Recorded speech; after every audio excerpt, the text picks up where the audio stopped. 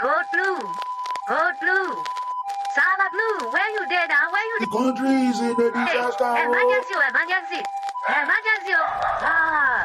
The country is in the disaster. Oh. Who they rule this country? I tell you, stop worshiping the politicians. They are all liars. What are you talking about? Which politicians are liars? All of them. Obi is a liar. Tinubu is corrupt. Atiku is very willing to. All of them. Don't argue with me. This is my show. Okay? This is my show. I don't allow anybody to defend my show. This is my show. Okay? You can get the heck out of this room. Abba, this is my show. Get the heck out of this room. I don't have my duty. And I'm saying it categorically. All of them are liars. All of them are thieves. Abba!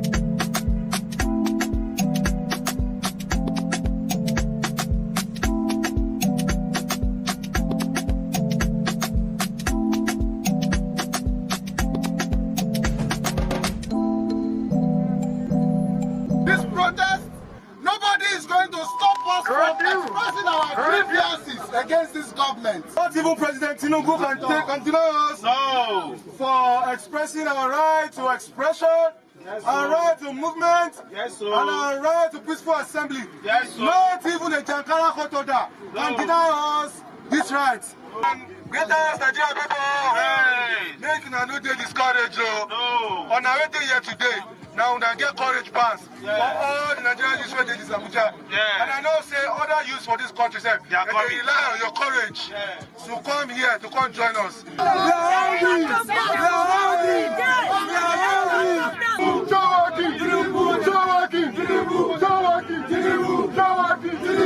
By 5:30 a.m. on getting to this certain gate, if you see police, that the police and the ammunition that I saw here was bigger than the one in Gaza and Israel. We will definitely move around the town.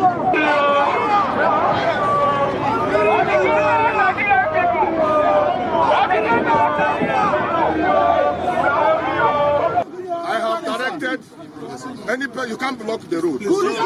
Enter the stadium and do your program.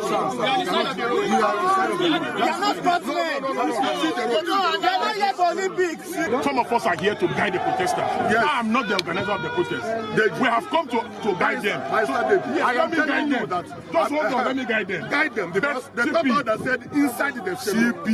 We are talking about the paper. CP, hold on now. Nigerians are going through a lot. We are hungry. I want to use this opportunity to talk to Nigerians that all Nigerians should keep their fear. They should keep their fear and come out. This is so wrong, absolutely wrong. How dare they brought people to come and disrupt what you are doing? This is total mess up from Nigerian government.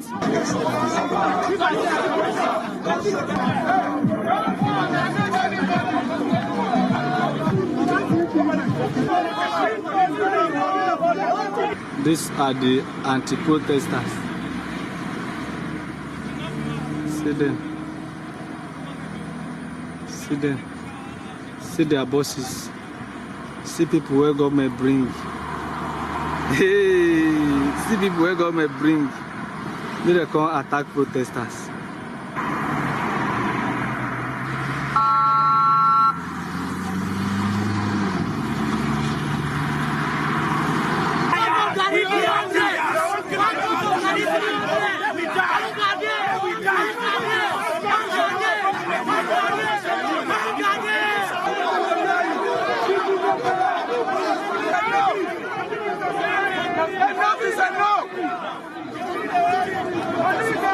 We are begging that from today, make them listen to our petition. Make them start. They pick them one by one. Today, do them. If children are hungry, Yes, we are hungry. Papa and Mama must wake up. Let me tell you something. If I go to bed in hunger, if a rich man don't sleep because hunger in my stomach, I feel enter inside your pot. Ember government! What are you saying? Ember government! What are you saying? Ember government! We are hungry. We are hungry. What are we saying? We are hungry! What are we saying? We are hungry. What are we saying? We are hungry. What are you saying? We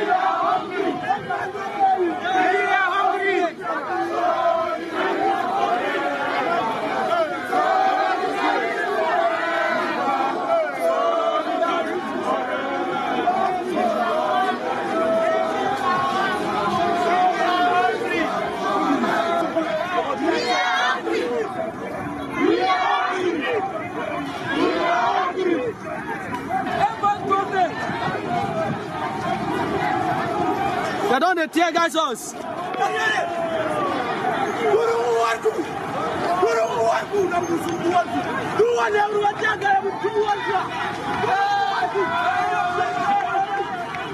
don't they tear gas us?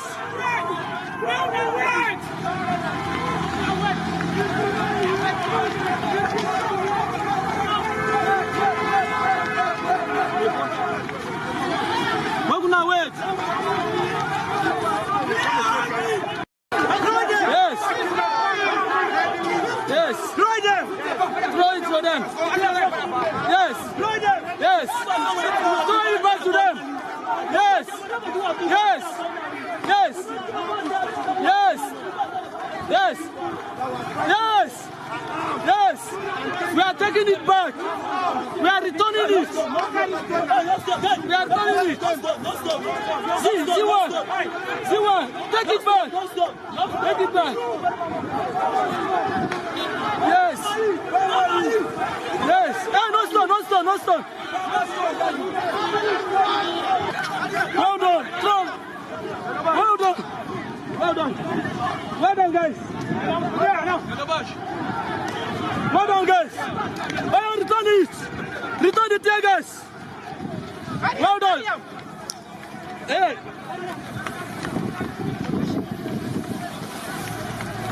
I'm going to do it. All right.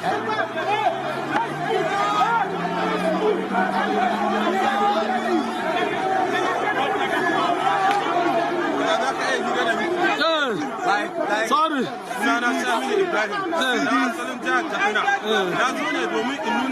See, another take us. Run. Okay, they're coming in. Yes. Yes.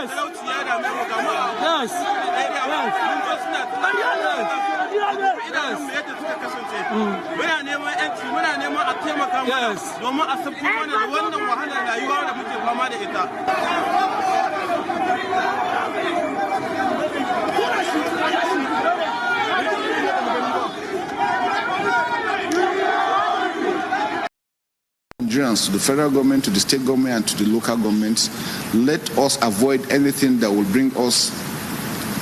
bring mayhem within our communities. Yesterday, we have seen the level of destruction that has been carried out just yesterday. And so you can imagine if this continues for so long, the armed forces and the entire military security agencies will not stand by and see that to continue. So I want to warn those that are recalcitrant, those that don't want to do it. We will not fold our hands and see our country to be destroyed. We will take action, and the action we will take it professionally. Anyone that is caught will be taken to the courts to be dealt with. So once again, I want to thank you for coming, especially members of the media. And again, for the media, I want to also appeal. I noticed throughout yesterday all the stations were hooked up to the occasion. This is not an election thing. Don't give them that coverage for them to feel, because there are some of them are looking for just moments of, being on the screen. Together, I can assure you we are going to win, and we are winning, and at least from today we have seen the level that it has really gone down.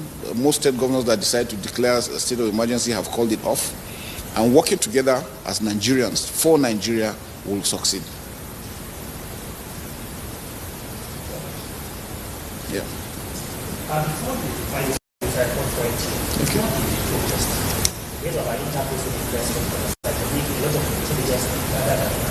Yeah. Were the security agents overwhelmed, or were the possible outcome? Well, the security agencies cannot be everywhere, and you can just make your predictions to such an extent. The entire area is large. Nigeria with about 900 and almost 1 million square kilometers. It's not going to be easy to secure the entire area. But I think yesterday, the security forces actually stood up to their responsibilities, and that's why you see that it is measured. And that it's important for them to understand that working together as a team is what we require. The security forces cannot do it alone. We need all Nigerians to put hands together to make sure we succeed. And we stop these criminals from taking advantage. Yesterday we saw some people breaking down houses, stealing windows, doors. It was just crazy yesterday. And we don't want that to happen again. So Okay. Mine is still in line with my career as earlier. Going back before this incident actually happened, the course of having intelligence and warning Nigerians, this was going to happen.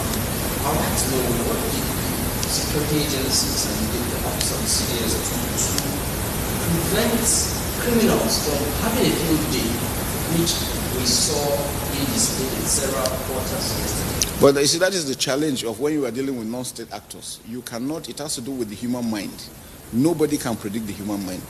Efforts were made before now. We have held several meetings. The Office of the National Security Advisor had interfaced with almost all the stakeholders in this aspect on the need for us to maintain peace. And most of them have agreed that there was going to be peace. But then, like I said, you cannot read the minds of people. There are a bunch of people who believe that it is only through this medium that they will be able to loot, steal, and destroy. And that's what they tried to do yesterday. But we have arrested most of them that have actually been able to break into places to steal, and they will be prosecuted accordingly. So my name is Lucky. Yes. Okay, Lucky. This is the tour of the protest. Yes. So the protesters continue. Will you be ordering or asking them to support? No, like I said, we are supporting the police all through, but we are just on standby. The police is doing a good job. They're handling the situation for now. And unless if it breaks beyond what they can handle, then the military will step in. And the military is on standby, and we're watching day and night. So good afternoon, sir. Yes. My name is So my question is closely tied to, I'm sure you must have noticed that Nigeria has suddenly gone violent. Yeah. People are afraid for their lives, and we have more than coming on. I will guarantee the safety of people and businesses or civil servants coming to town on Monday for their normal activity. I can assure you that is being done. We're taking steps on that. We are going also behind to ensure that we also identify all those ones that are involved. There are individuals that are actually sponsoring them, pushing them to do these things. We're going after them. But the truth I can tell Nigerians is that everybody should be calm. Everybody should be open-minded in what's going on. Give us information as quickly as possible. I want to appreciate those that have been doing that. And that has greatly assisted us in doing what we're doing. Yes. Now, in the area of information, some of us were on the streets yesterday. Yeah.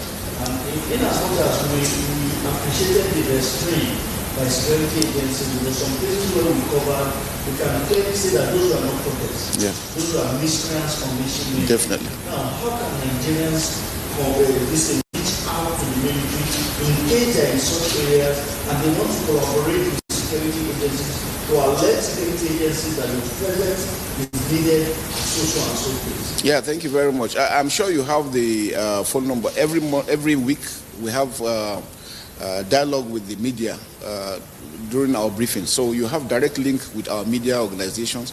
You have their contacts. If there's anything, let us know. We're going to make some, all after this, we're going to make some phone numbers open to the public. Once you see anything, please don't hesitate to report immediately. It's very important. Good afternoon. Yes.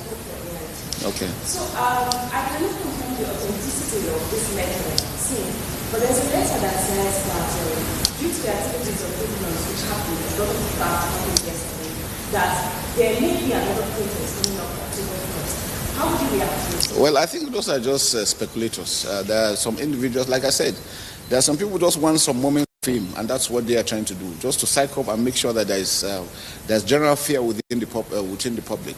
Please, Nigerians should disregard that. We are making every effort to ensure that everywhere is secured. I can show you that. Good afternoon, sir. Yes. Okay. And in some quarters yesterday, there were some allegations that security operatives used live cartridges on civilians, and perhaps that must score the riots in some places. No, I think you guys were all on screen all 24/7. So if such a thing had happened, I've seen some injuries, and we're investigating to find out actually what happened. But I know that a lot of restraint was really exercised yesterday. A lot of tear gas, non-lethal aspects were happening. I've seen a lot of people that were injured. Some were mentioned, but we're investigating that to see entirely what happened. Like I said, when situations like this happen, some people take advantage of them, doing one thing or the other to make it look as if it is security agencies that are doing that. But we're taking measures that I can show you. Thank you.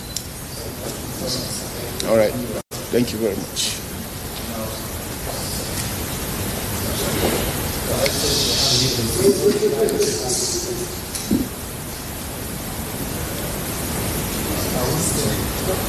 So thank you very much.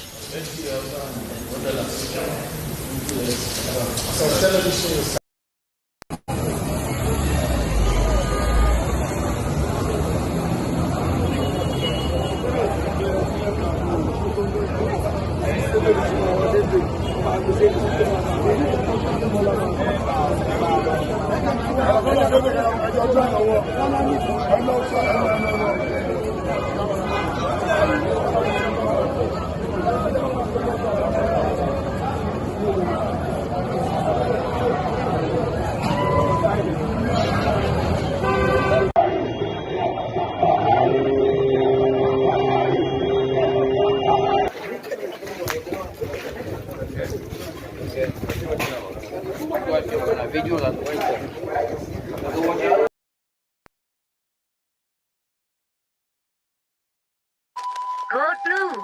Code Blue. Sala Blue, where you there now? Where you The country is in a disaster. Emergency, emergency. Emergency. Ah, the country is in a disaster. Who they rule this country? I tell you, stop worshiping the politicians. They're all liars. What are you talking about? Which politicians are liars? All of them. Obi is a liar. Tinubu is corrupt. Atiku is very too. All of them, okay? Don't argue with me. This is my show. This is my show. I don't allow anybody to defend my show. This is my show. This is my show, okay? You can get the heck out of this room. Baba, this is my show. Get the heck out of this room. I don't have my kitchen. And I'm saying this categorically. All of them are liars. All of them are thieves. Abba!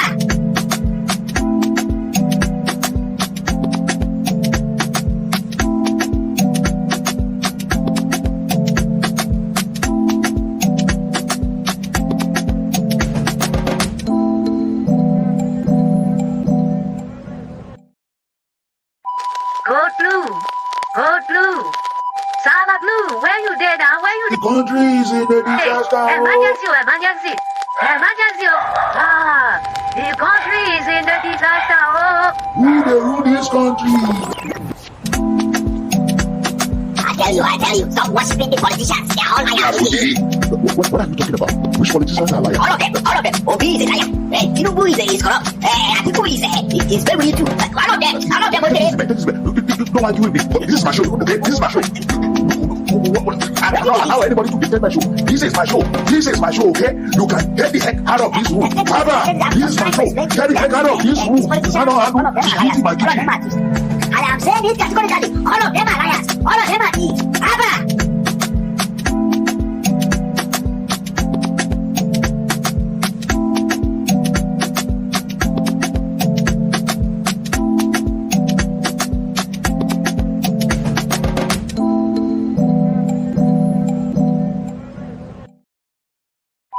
Code Blue.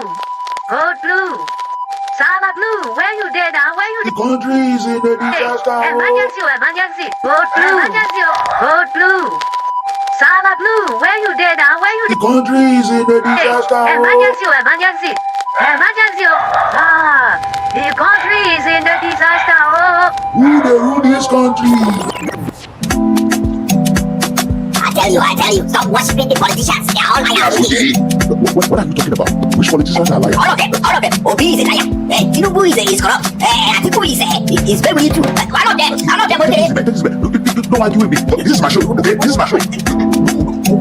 I don't allow anybody to defend my show. This is my show. This is my show, okay? You can get the heck out of this room. Baba, this is my show. Get the heck out of this room. I don't have my kitchen.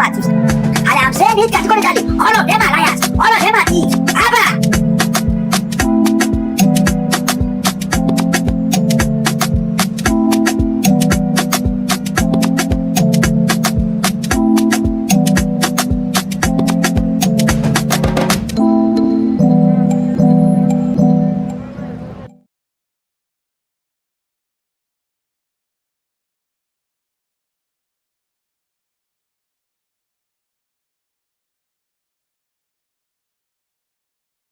Right. Here we go again. How you doing, my people? How is the going? It's been crazy lately, Nigeria. And I gave you a little room so that you can do you, during the protest. I just don't think it's the right time for me to chip in anything, because you know where I stand when it comes to this protest anyway. I think it's just another scam.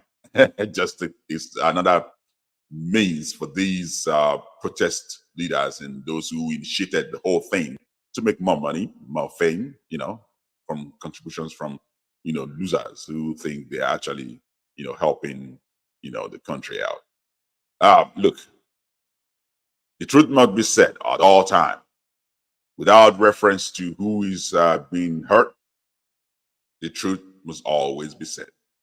And as far as I'm concerned, right here on this show, I will not hold back. I will not hold back a bit. Okay? As far as I'm concerned, I'm not going to hold back. And I've said enough for you guys to see clearly where I stand. A lot of us, I believe a lot of us want Nigeria to move forward. A whole lot of us want Nigeria to move forward. Okay? But very few among us actually want Nigeria to move forward. But actually, very few of us want that. Some of us are all about themselves, just like the leaders you are fighting against. Okay? So, Nigeria's situation now have taught me that it's not only the leaders, it's not only those who are in the government that are selfish. Now, if you believe that your whole problem right now is Bola Ahmed Tinubu and his government, and nothing more, then I guess you have been living in a cave. Welcome to the real world. Because here, I'm going to tell you that your problem is far from the federal government of Nigeria. There's more going on in the society. And I think that society generally needs cleansing. Not a bloody cleansing, if you ask me. But I think we generally need some cleansing.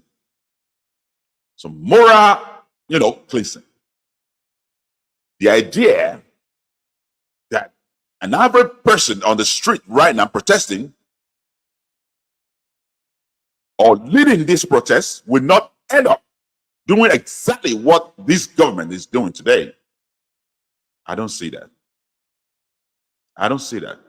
And it's clear from every move they make online, soliciting, initiating this protest, initiating this anger, and they're soliciting for money, selling memorabilia, selling merchandise, Day of Rage merchandise, and the back government merchandise being sold online, contributions being raised, millions of naira. Yet,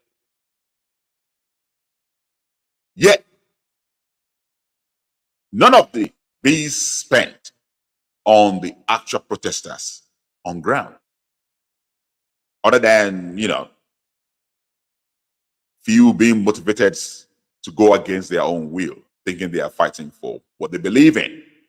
But they are not really fighting for what they believe in. Gone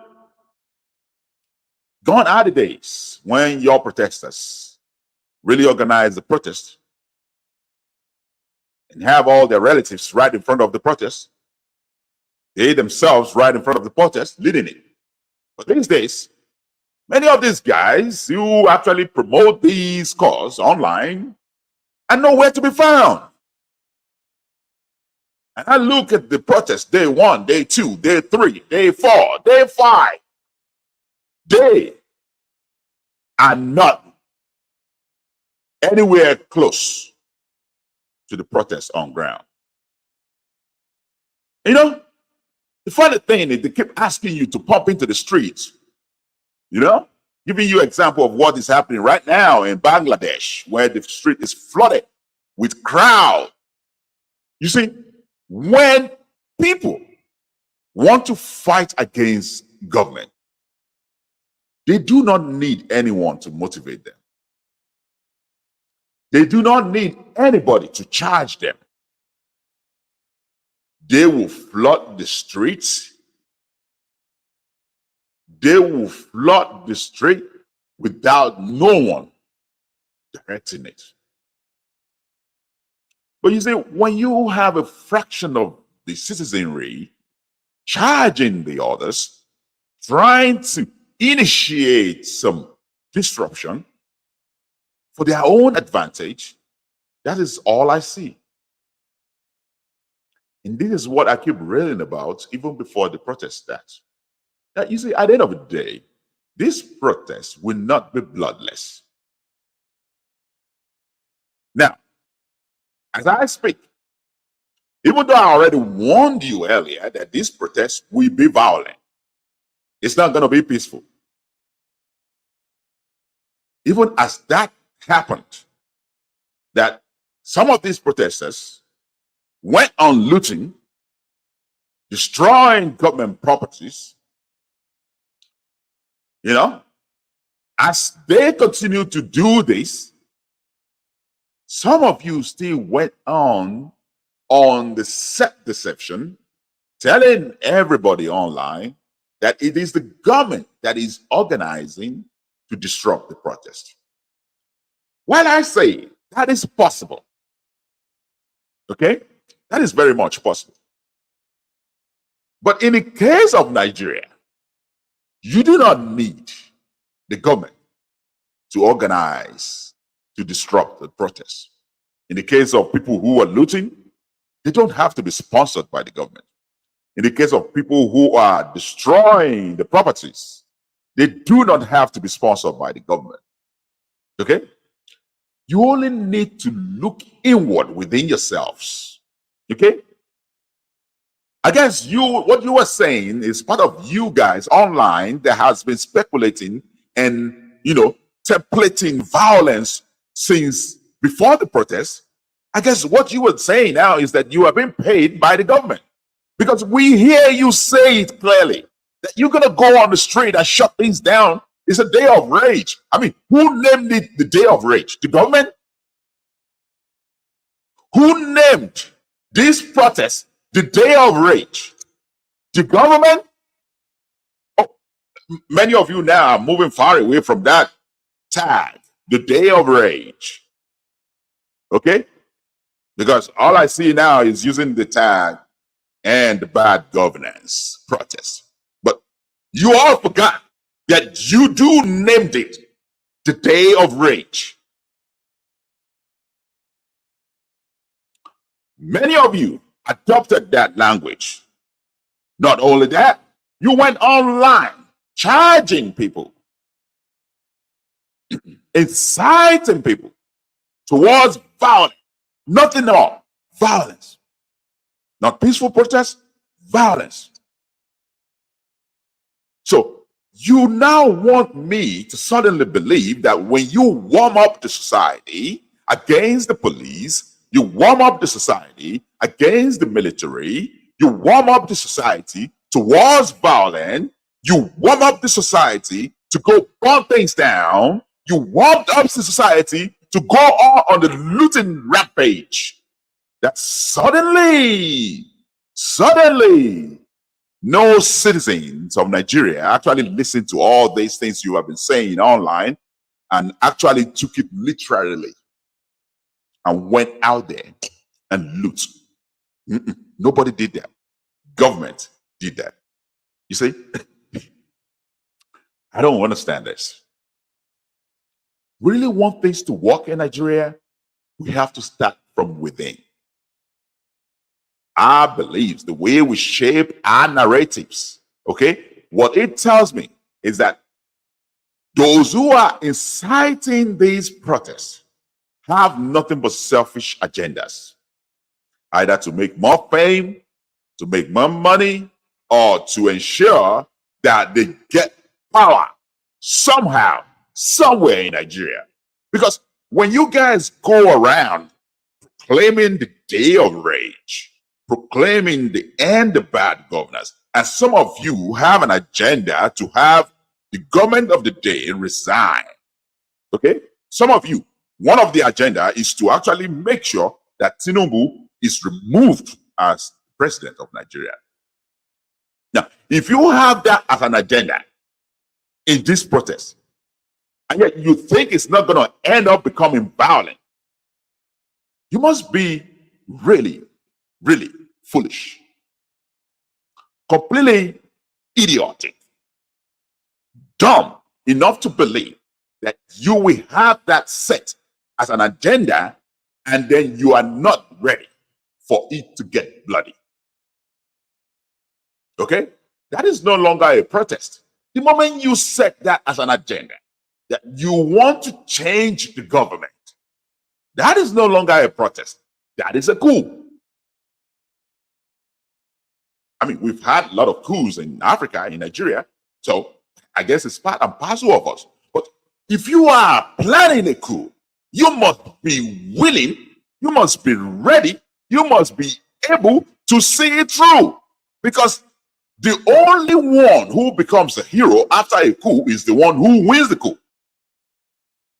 So if you end up changing the government and install yourself, then you automatically become people's hero. That's how it works. But if you fail, if what you were trying to do is plan a coup, and you failed like Dinka, yeah, you failed like Dinka, the end of that is going to be exactly how it ends up for Dinka. Yeah, for some of you, these Gen Z, you probably don't know that name. Yeah, he's one of those who actually perpetrated coup in the past in Nigeria, and he failed because he ended up assassinating the president, the head of state, Major General Muritala back then. And he was executed after being caught. Look, I guess what I'm saying is this. The one who end up succeeding in a coup attempt is the one that the country will know as a hero. If you attempted a coup and you failed, you end up becoming the villain. It doesn't really matter anymore. You will be the villain. But if you succeed, okay, then you become the hero. That's how it works. There's no shortcut to it. So if you are planning a protest and then you slot in an agenda of the protest to declare that the president of the country should be kicked out, that is no longer a protest. That is a coup. That is an insurrection. We've seen that happen in America with the election denier in America. They lost the election, but they said, no, our man won the election. I'm talking about the Make America Great group. All right? They lost the election in 2020, but they said, no, our man won the election. They took to the streets, attempted to take over the capital of the United States. They failed. More than 1,000 of this group are now in prison in America. Why? Joe Biden, who won that election, successfully ruled, almost now about to complete his 4 years. Now, does this sound familiar? Guys, ask yourself, MAGA in the United States, they Make America Great Again. Make America great again. When they lose in 2020, their leader comes out and said, oh, I won the election. They took it away from me. Okay, I won it. Clean, fair, and square. I won the election. And all the supporters went along with it. They got mad. They got incited. They got jeered up. And then they attempted to take over the government. It ended up badly for them. Yes, few police were killed, injured in that instance. But at the end of the day, thousands of these groups are still in jail right now. In fact, some of them slammed about 30 to 40 years in jail. Does that sound familiar? Does that sound familiar? Yeah, I believe the country needs an attention right now. The country is hungry. A lot of people is suffering. But how do we make a case for the problem that Nigeria is going through right now when from day one of the inauguration of this current president, he was not given a chance? You did not give him a chance. Just like the MAGA in America, you took away the opportunity for him to celebrate that he actually won it. You were celebrating the man who came third in the election. Not even second, third in the election. Does that sound familiar? And the man who came third in that election, claiming he actually won the election. Does that sound familiar? Like somebody I knew in America, claiming he won when he lost. And then ever since then, you guys have been planning to disrupt in one way or the other. Attempted to disrupt Nigeria, to shut this down. As a matter of fact, when this group of people lost in the Supreme Court, a video came out immediately of people vowing, promising to disrupt Nigeria from head to toe, to ensure that everything turned upside down. I'm not making this up. It's all over the social media. Their plan right from the outset is to make sure this president, Bola Ahmed Tinubu, failed from day one. So how are we able to make a case now to fight for common men on the street without actually mixing things up with some of you who have a hidden agenda? How do we make a case? You have attempted to use the NLC several times without number. Within 1 year of the inception of this particular current president, the NLC have threatening or have actually carried out strike action multiple times, more than any administration in the history of Nigeria. The administration that actually caused most of this chaos was labeled to be the Buhari administration. Tell me how many times the NLC actually strike or actually wage war, civil war against Buhari's government? How many times? And since the inception of this current government, you have attempted to use, I'm talking about the same group who lost the election and continue to refuse that they lose the election. They have attempted to use the NLC several times, using their man Joe Ajero, who is actually fully 100% affiliated with this group. Now, using that same NLC, Nigeria Labour Congress, that is supposed to be fighting for the rights of the workers in Nigeria, using that huge body group to fight the government on behalf of his agenda. Tell it what it is. Make it what it is, whatever you want to make it. But we can see clearly what Joe Ajaero has been doing since President Tinubu started his reign.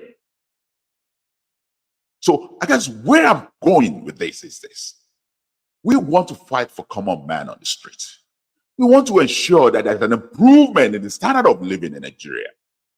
How do we ensure that every time we raise our voice high to fight for people who are hungry, it's not mixed up, blended up with your agenda to install a man who loses in the election? Just like the MAGA are doing in America ever since 2020. How do we ensure it's not all mixed together? Now, going back to Omoyele Sowore, okay, one of those who lost in that election. What are we to make of it? When Omoyele Sowore is now promoting a revolution now, the idea that there should be a political revolution, because I think that's what he is promoting. Okay? I don't think he is promoting industrial revolution. I don't think he is promoting agricultural revolution. He's actually promoting a political revolution. What are we to make of that? So I need the agenda to be clear. Many came out in this protest sincerely concerned about the standard of living. But I can tell you at the same time, more than 70% of those who came out were sponsored and behind the agenda of installing a man who loses in the last election.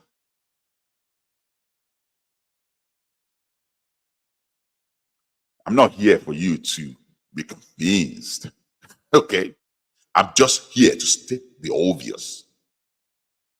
And either you like it or not, I don't really care. Because that's the obvious. That is the obvious. That since that election in 2023, up until now, the grievance is clear. You haven't given Bola Ahmed Tinubu a single chance since he was installed. Now, you are not prepared to do that now. Now, every time people who are hungry are crying out loud, you blend yourself in within and switch that agenda from that hunger agenda to that of your anger about losing that election. So which one? Many people are on the street who doesn't really care about what you guys think if you lose the election or you don't. They just care about feeding their people, about making life better for their people. They are not about your angel, that is the person you believe will automatically, wonderfully, miraculously transform Nigeria. That is not why many people are on the streets. So stop shocking it beneath their throat. Have a clear agenda. You want to end hunger? Let's do it together. But you want to end Tinubu's presidency? I don't think many of us are really about that. Yeah, you can go ahead and say because I support him, but I know within myself that I do not care. But I'm just not about imposing on people on the street to move your agenda, to remove a president and replace him with whomever you have in mind. As soon as he was inaugurated, some of these groups have actually cried out loud for the military to take over. From day one. From day one, you have actually asked the military to take over in Nigeria. That the military men have to come out several times without number and say, you know what, that is not going to happen. So, from shouting from the military to take over, to screaming at the top of your lungs how much you hate Tinubu, to now converting these hunger protests to your agenda of removing Tinubu and replacing him with your man. Does that sound familiar? Make America great again? You guys just have a label like that, you know, make Nigeria great again, so that we know you are just nothing but a caricature of this stinking group in America. Because I'm still wondering how you have so much in common.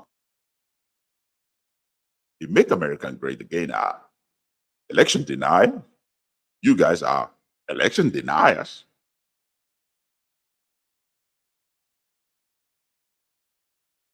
The Make America Great in America have speculated that, oh, it's not Joe Biden that's actually ruling America.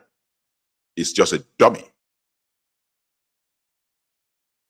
A dummy being played to rule in America. You've said the same thing about Tinubu. 90% of the Make America Great Again are Christians.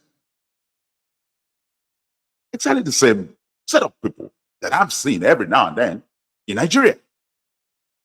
Mostly Christian. A lot of you want us to believe that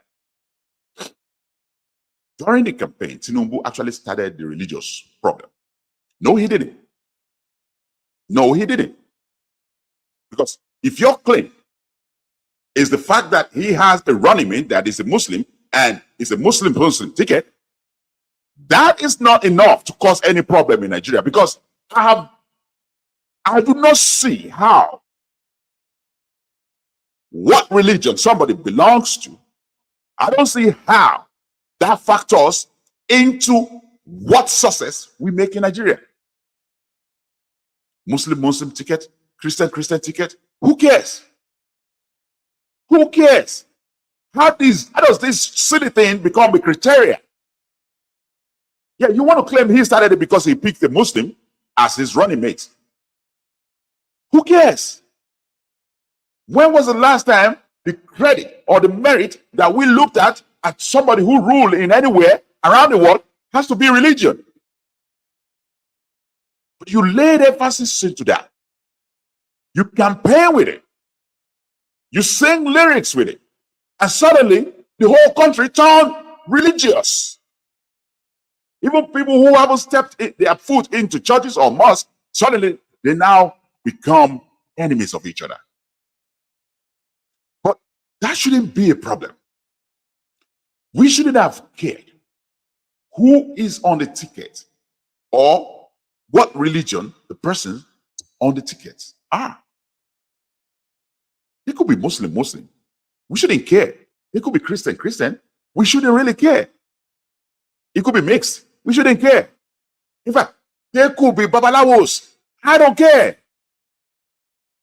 What really matters is what they have to offer as far as their merit is concerned. Their credibility is concerned. That should be what matters. So the Christians in Nigeria turn out to be exactly what the MAGAs are doing in America, and make the whole thing about religion. Right now, as we speak, the MAGA in America are about to turn the United States to a Christian nation. Who cares? I'm a Christian myself, but I don't really care about these shitty things. Why would you want to think that turning a country to a Christian nation makes it better than what the ISIS are doing, than what the Al-Qaeda are doing? Who tells you because it's Christianity and you are a Christian, so it should be far better than what the ISIS did? It's not going to be different. Religion is religion, and it should have no place in government. You cannot rule anywhere in the world with religious yardstick and expect it to be a successful reign. You will tear people apart. You will divide. You will cause a lot of chaos that even you yourself cannot solve. So either a Christian nation or Islamic nation None of it is good for any country. Even if it is Babalawo's nation, it's not good for the country. The Constitution have already embedded it in the right manner that everybody should have a freedom of religion. Practice whatever you want. Practice whatever you want.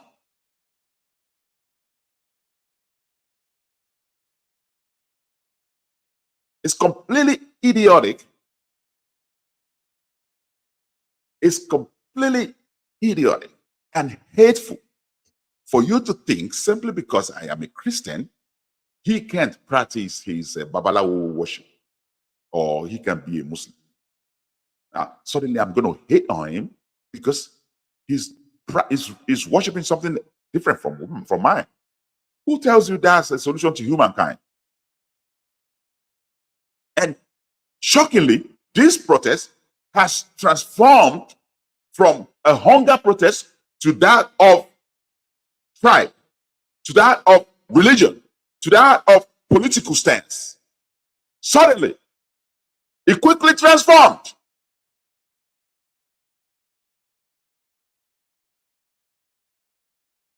Right now, as we speak, Russia is already doing its thing. Because Russia, for all I know, is to make sure they infiltrate any disruption in any country, sponsor people to shut things down.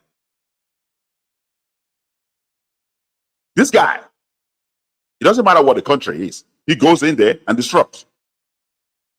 Because the idea is to spread the propaganda of Russia all over the country, all over the world. It is attempts to compete with America. So now the door is open for him in Nigeria, and suddenly the DSS has to struggle with tailors sewing Russian flag in Nigeria, distributing it, so that the protesters who are actually yelling and crying for hunger, they are now carrying Russia flags. Explain that. They are hungry. Russia have his own problem. Okay? An average Russian faces the similar problem we are facing in Nigeria. Yeah, they can tell you all the propaganda they can, but we know exactly what is happening in Russia. It is not hidden anymore that most of these guys' money is seized all over the country, all over the world. The remaining wealth left in Russia is now used to sponsor a war in Ukraine. So that you believe that an average man in Russia right now is okay. Good luck. And now, they're suddenly now using your anger against you, turning Nigeria's soil to a propaganda machine for Russia. Just imagine that. So, what is this protest about? Because it has transformed from hunger to tribal to religious to political agendas, and now suddenly to Russia propaganda.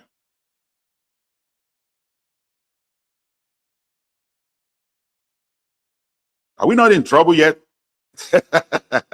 Because right now, some of these guys who are promoting this agenda of a protest don't really have anything good in mind. The agenda is all over the place, confused. It's not well set. They don't even know what they want. Period. They don't. They don't. You want the fuel subsidy to be returned, right? Okay. I see that. That is an agenda. But how does that fix hunger? If you have an agenda on this protest to return the fuel subsidy, just so you know, that is not your agenda. That is not the agenda of the common man on the street. That is an agenda of the same cabal you have been trying to fight against, trying to combat. They lost all the means to make money. They lost all the means to steal your fuel through the subsidy. You don't think they want that power back? That you feel in your own delusion that an agenda of a protest in Nigeria calling for a return of fuel subsidy is that of a common man. That you think that is for a common man's goal. No, now you're fighting for another man's dream.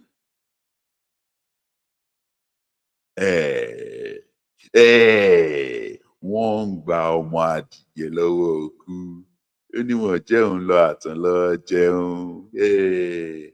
Bó bá lọ àtàn, kì í ṣe kó máa jẹun. Nǹkan máa jẹ ni. It's exactly the scenario here. A chick is being protected, not to go astray. He said, no, you have to allow me to go and find food. But at the end of the day, the chick is not finding food. It is it that actually becomes food. And that is a scenario that is playing out right now in Nigeria. The protests, like I told you earlier, will be hijacked. Political oppositions, those who have strange agendas, like returning the fuel subsidy so that they can go back into stealing from you. Every person that have sense, now, and I say, listen again, every person with sense, I'm not talking about those who doesn't have one. Every person in Nigeria with sense knew that it doesn't really matter when the subsidy is removed. This hardship is bound to happen once it's removed.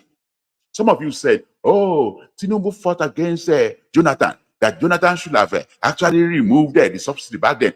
So who told you that if Jonathan was successful in removing the subsidy back then, that this hardship will not happen?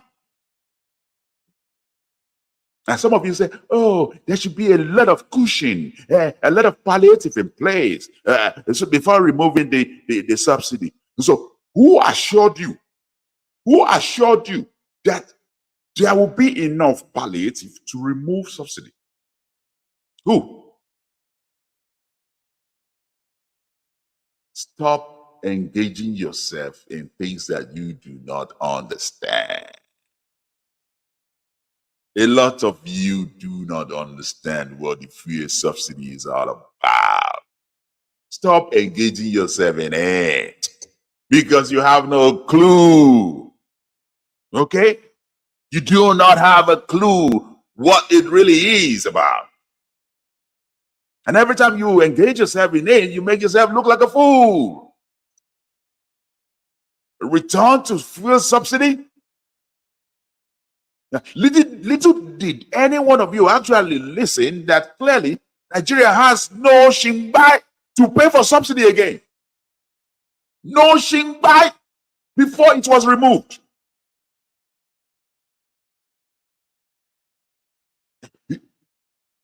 You are feeding a group of children. You keep giving them money. Let's just say you give them about 1 million naira every month. I'm giving you this layman example. Just listen carefully. You, as a person who is generous, you are feeding a group of children. Every month, you're giving them 1 million naira. And when this 1 million goes out, it goes out to some set of people who decide that, you know what, we will keep 80% of it and only give 20% to the children. And this is exactly what has been happening with the fuel subsidy. Yes, the government pays it out, but the government also involved have a little cabal out there who share this money within themselves. And then just a fragment gets to the people through the fuel subsidy. I am not saying subsidy is not good. It helps a lot.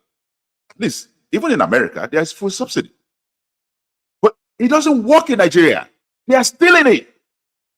They are stealing it. It hasn't worked. It has never worked. And you have even never seen the reward of that subsidy.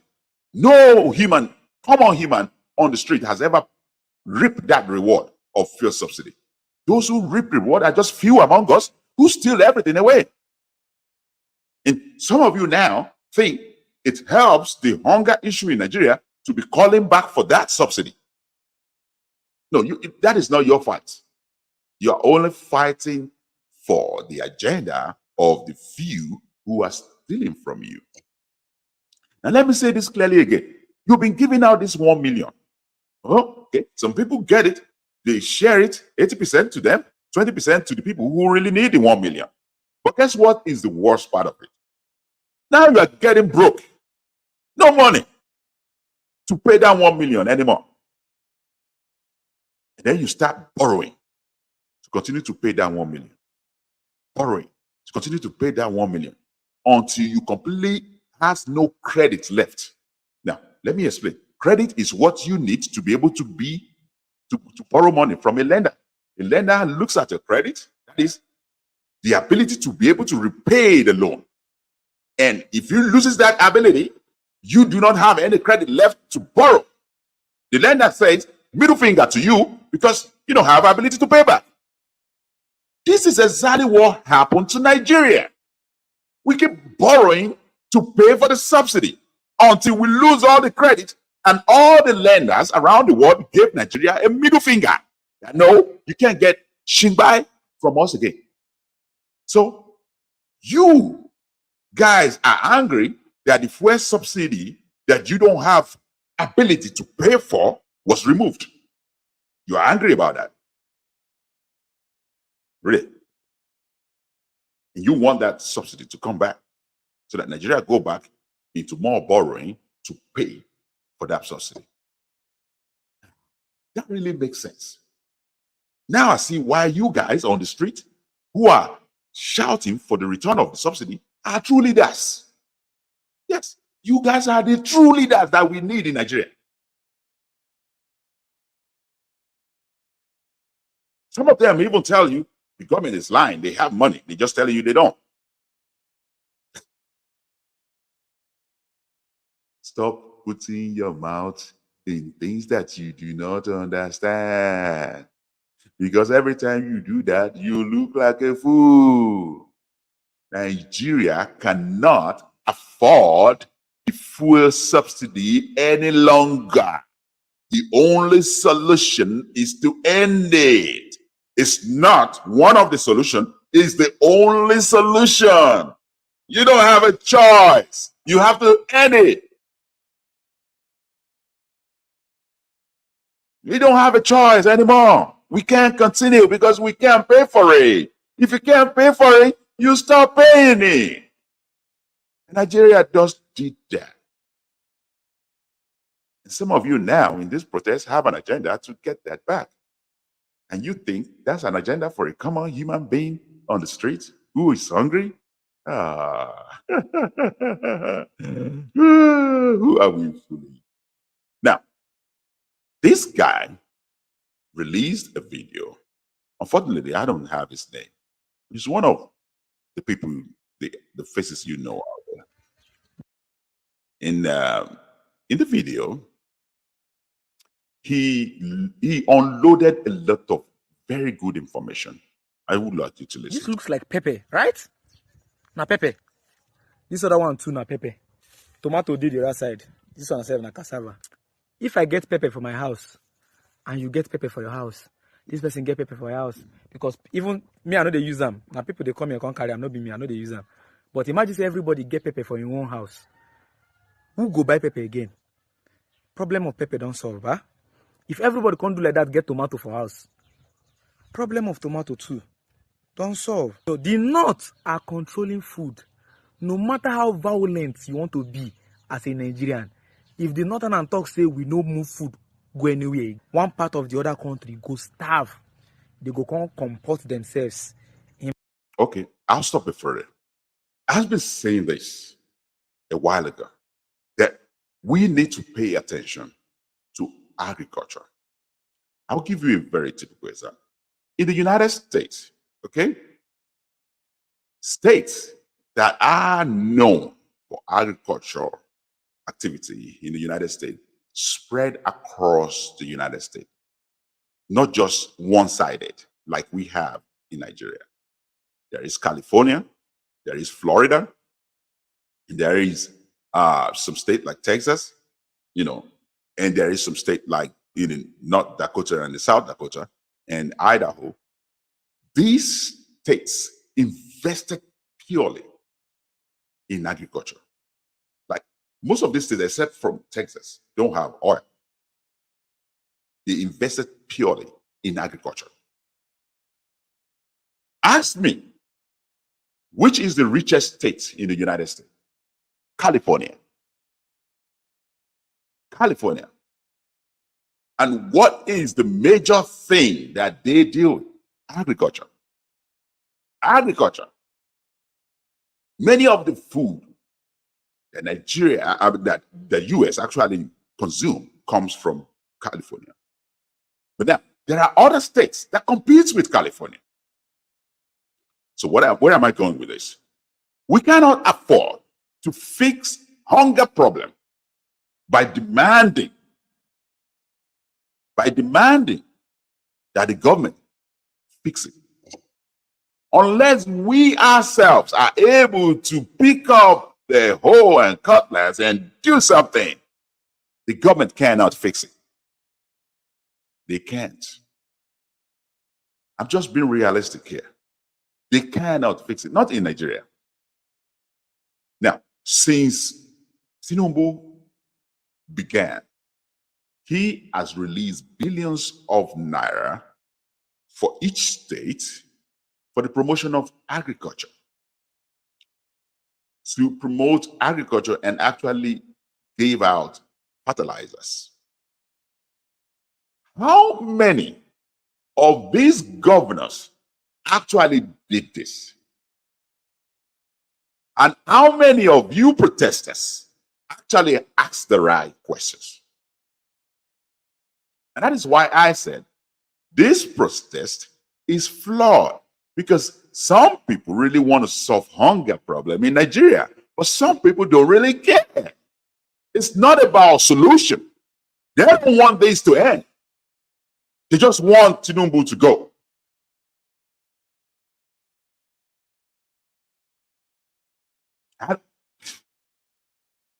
You have to pick a fight, guys.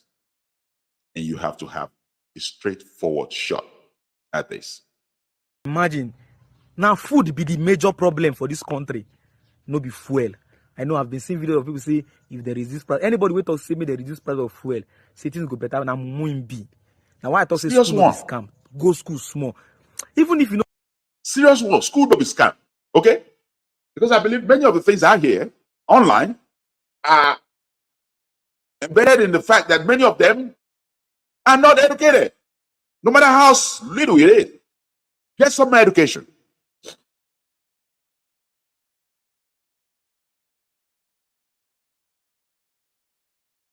Get some education. It's very helpful. Before you protest, you need to understand civic responsibility. How our government really works. Some of you don't know. How many times have I told you on this show that the president cannot do it alone?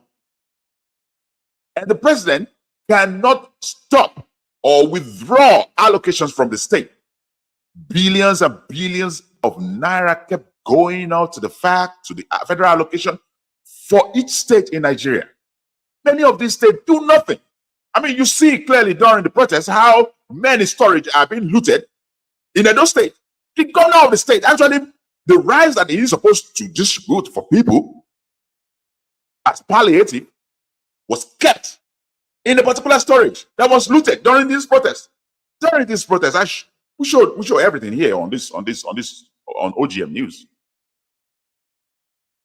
And none of you in Edo State is actually directing questions to your governor in that state. I've told you on this show that there is a particular governor right now in Nigeria, that the only thing he does is dance around the state. We have never had a record of him sharing palliatives, but he got it. Trailer loads of rice, billions of naira received from the same Tinubu that you guys want to remove now. But this governor has not even shared a single thing. We have no record of him sharing anything or spending the billions on his people. But we have tons of record of him dancing around the state. The popular dancing governor. You see, this is what Nigeria has come to. They celebrate a governor for dancing. You see? You see us? You see who we are? How deluded we are? How deluded and so cheap, easy to deceive we are? Because somebody can make a move like Michael Jackson. He's a good governor. He's celebrating. He got all the billions. Nothing is shared. Nothing is done. But he dance around. You see how deluded we are as a people. We made this about one man who cannot actually control the governor. That is how our government is being set up. The president of Nigeria cannot control any governor. And if it is time for him to pay, he must pay. And he cannot even tell any of the governors how to spend the money. As a matter of fact, he can't monitor them. He can't direct police to go and monitor the governors of each state that he wants to make sure that they spend the money for the people. No, he can't do that. The law in Nigeria does not permit him to do that. Yes, he's the president, but the governor has autonomy in his own state. I give you an example of Obasanjo when he tried to control Lagos State, when Tinubu was the governor. What did Tinubu do? He gave him a middle finger. He gave Obasanjo a middle finger, and nothing happened. That is how Nigerian governor or government is set up. And if the chairman of the local government know what they are doing too, they have the same autonomy. That means they can give any governor a middle finger. As far as their district is concerned, they have autonomy. That is how these things work. So when you are challenging, you also have to remember that the governors are responsible for something. Take Kano State, for example. Kano State, for example, where these particular protests got really worse. The governor of the state, Rabi Abba Yusuf in Kano, was one of the governors who was actually promoting the idea of this protest.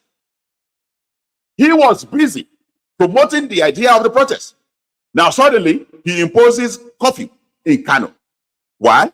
Because he didn't expect it to turn against him. Now, there you go. Have you actually taken time to ask Abba Yusuf in Kano State how much he has received from Tinubu government and what he has done with it? And I'm guessing no. I'm guessing no. None of you have time to ask that kind of question. Tinubu is the problem.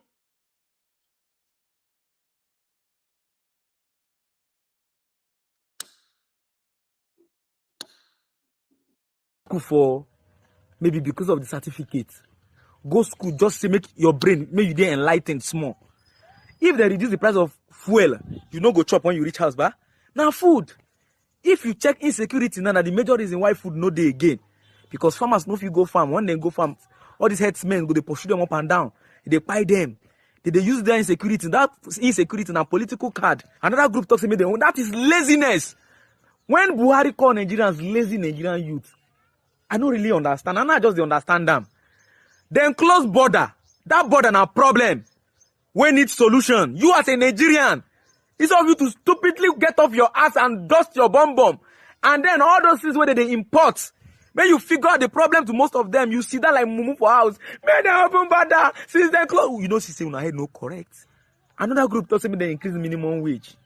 If you increase minimum wage, if they sell this pepper one for 20 naira and they increase minimum wage today, I could begin selling 100 naira because I know say you need the pepper. You must cook with pepper. So anyhow, if they let me increase your minimum wage to 2 million, you go to spend the money. You know go to see them. Now go to complain. Say Oyibo people they control our economy with their companies. Guinness no be Nigerian company, na foreign company. Peak no be Nigerian company, na foreign company. All these people they come begin they MTSF no be Nigerian company, DSTV no be Nigerian company. Most of these companies they come out. Una they shout. Instead of you make you reason and say, okay, DSTV don't pack come out. What will be the next solution? You know, when I not go think and go there, they don't use bad economy, frustrate them come out. If Dangote now come tomorrow now, open one DSTV or one satellite one, where one day cheaper, where people can they watch ball. Wait till I go mumu go talk tomorrow. In the use Nigerian money, they do this thing. In the do this thing, monopoly, una see on head no correct. Things are hard, but instead of complaining, can't you be a solution? You dey call yourself entrepreneur. What is the entrepreneur for? It's an entrepreneur for social media. That's all we do now. Get a phone, dance. That's all we do now. You know? Look, I am not saying here that the government don't have to help. Ṣebí wọ́n sọ pé ọmọ tó bá ṣe apá òun ni òbí ẹ̀ ń gbé.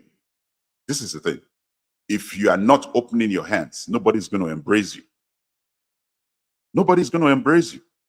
And I've been saying this, that we need to open our hands by actually initiatively getting involved in something. Even if government give many people money now to start something, let's just assume the government gives small businesses money in Nigeria to start something. You really think they will invest that money in some kind of business? You really think that? No, you know Nigeria very well. You know Nigerians. You think if the federal government outrightly gives small business $1 billion naira each to start some kind of business, you really think 70% of those will not reinvest that money into something else that doesn't make sense? You really think the Nigerians that you know will not go to the party the next weekend and start lavishing that money just to do show off? You really believe that the Nigerians you know will not buy Lamborghini and start flexing around the streets?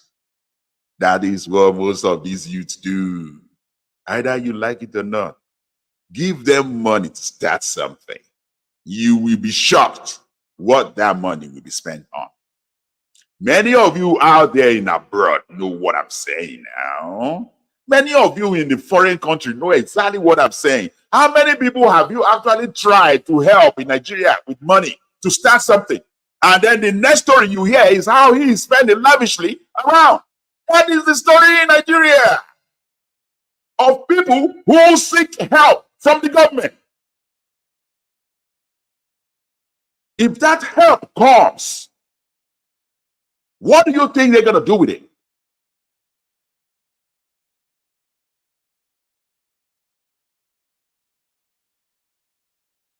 I guess that's the story of Black generation in the world.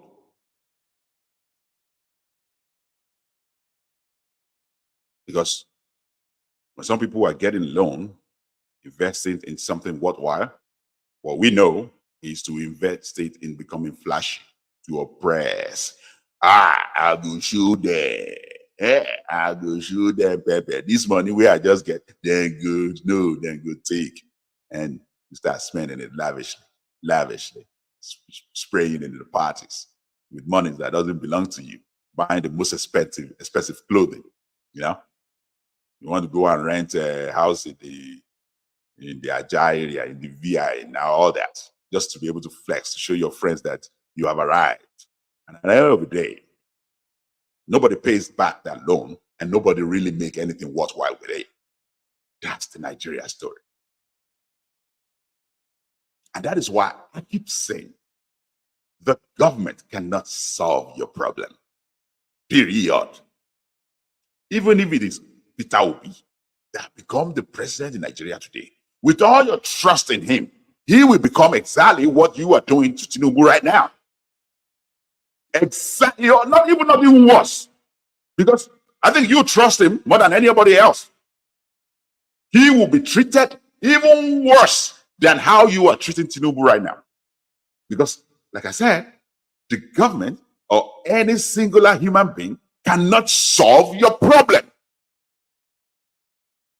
They cannot. No matter how deluded you think that is possible, it is impossible. What solves our problem is how we start tending to things right from here now. And many of us have the mentality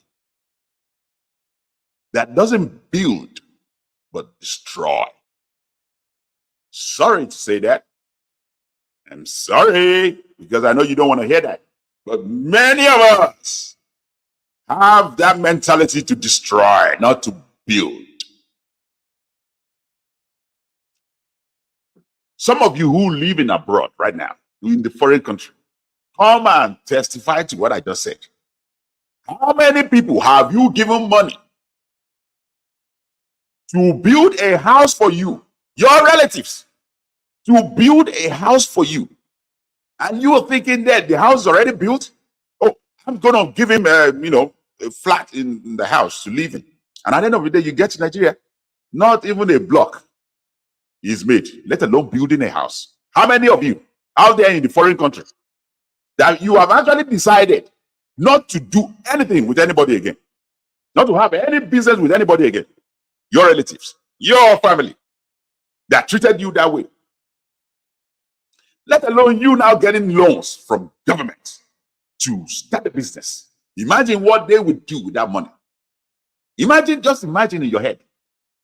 If they treat you like that, you, their brothers, sisters in abroad, if they treat you like that, let's imagine how they would treat the money they got from government to start a business. We fool ourselves a lot. But that reality, that's what we don't want to face. We hate the truth. We like to deceive ourselves. We like to point fingers that this is our problem. Whereas that is not our problem. That is not our problem.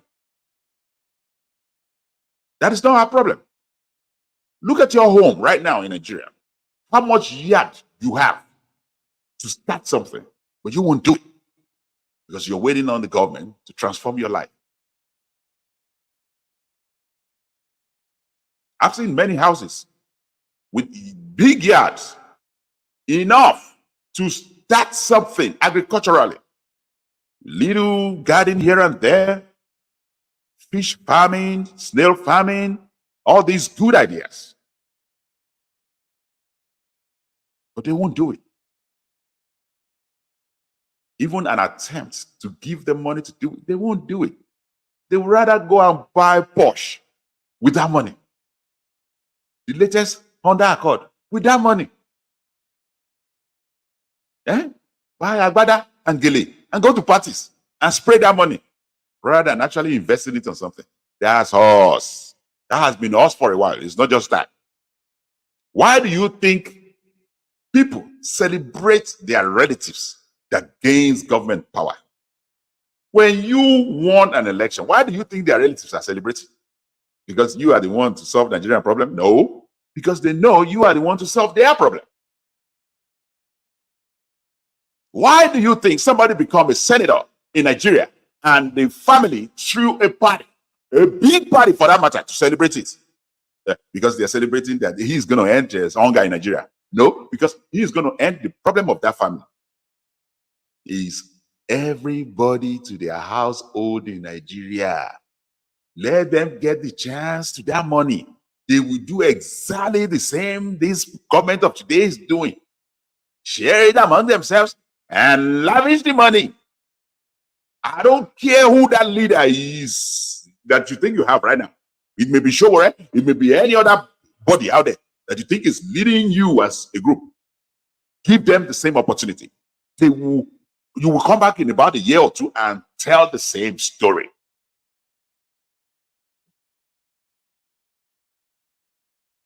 Many of your leaders out there pushing for this protest have used this same protest to enrich themselves, getting contributions from here and there, selling memorabilia and merchandise, cashing up at your own expense. Oh, those who are doing that when you are still struggling, yeah, those are the leaders that we need. That's the leader you need. If they do that with protest money, yeah, expect them to transform Nigeria and not transform their own belly. Oh boy, I'm Umuju. Must go online. Everybody they sell clothes, sell jewelry. People they hungry, they sell clothes.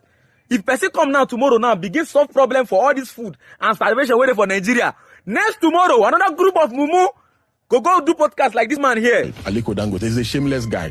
He uses Nigerian money to become African richest man. Just imagine. Just imagine. This is one of Showore's guy. You know, this guy here. This lawyer here. This one. Aliko Dangote is a useless man. He used Nigerian money to invest in Nigeria. Okay. How about your grandpapa and grandfather that has been stealing the money to take to abroad? Yeah, Aliko Dangote is a man because he invested Nigerian money in Nigeria. What about your grandpapa and your grandfathers and all those only that has been stealing the money to take it to abroad? Keeping it in foreign banks where no Nigerian can benefit from it. How about those ones? Yeah, you see, this is one of the people leading your protest. Calling Aliko Dangote a man because he invested Nigerian money in Nigeria. Whereas some fool were caught outside Nigeria trying to sell kidney, trying to kidnap a Nigerian to catch his kidney to do to solve their own children problem. He's a Nigerian. He was a senator. I won't mention his name. You know who I'm talking. Storing Nigerian money. Billions of naira. Millions in pounds in foreign accounts.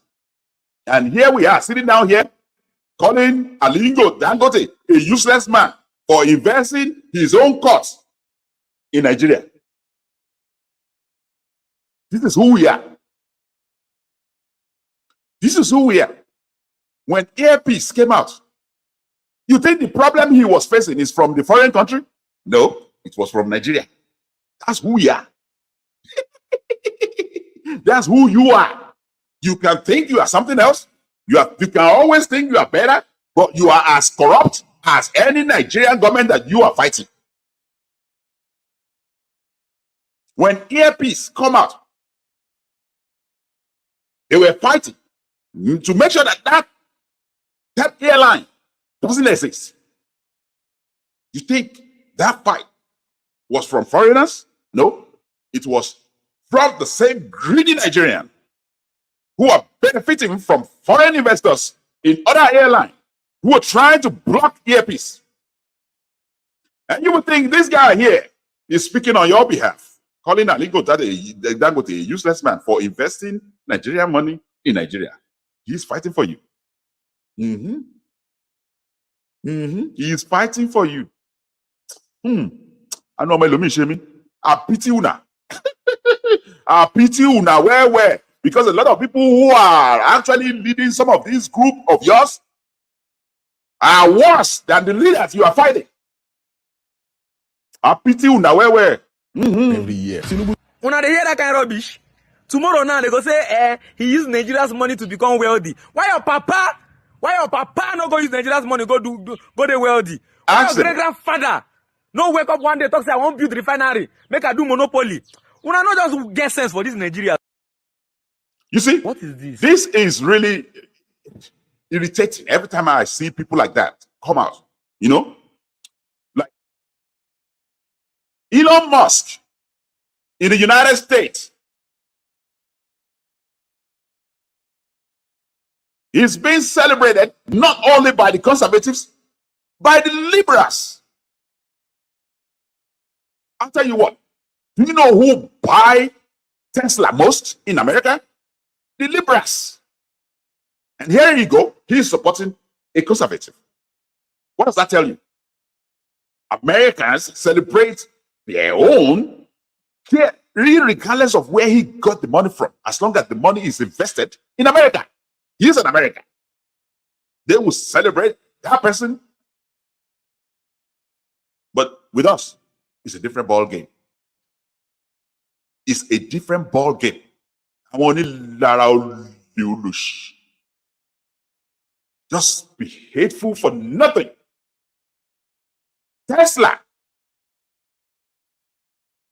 Tesla, owned by Elon Musk, got his first breakthrough from money he collected from United States. From a bailout he got from Obama in 2008-2009. That is how Tesla got into the limelight. The Tesla idea was going down the drain, was almost perished in 2008 during the recession. Elon Musk was one of the billionaires who benefited from the bailout Obama dished out in 2008 and 2009.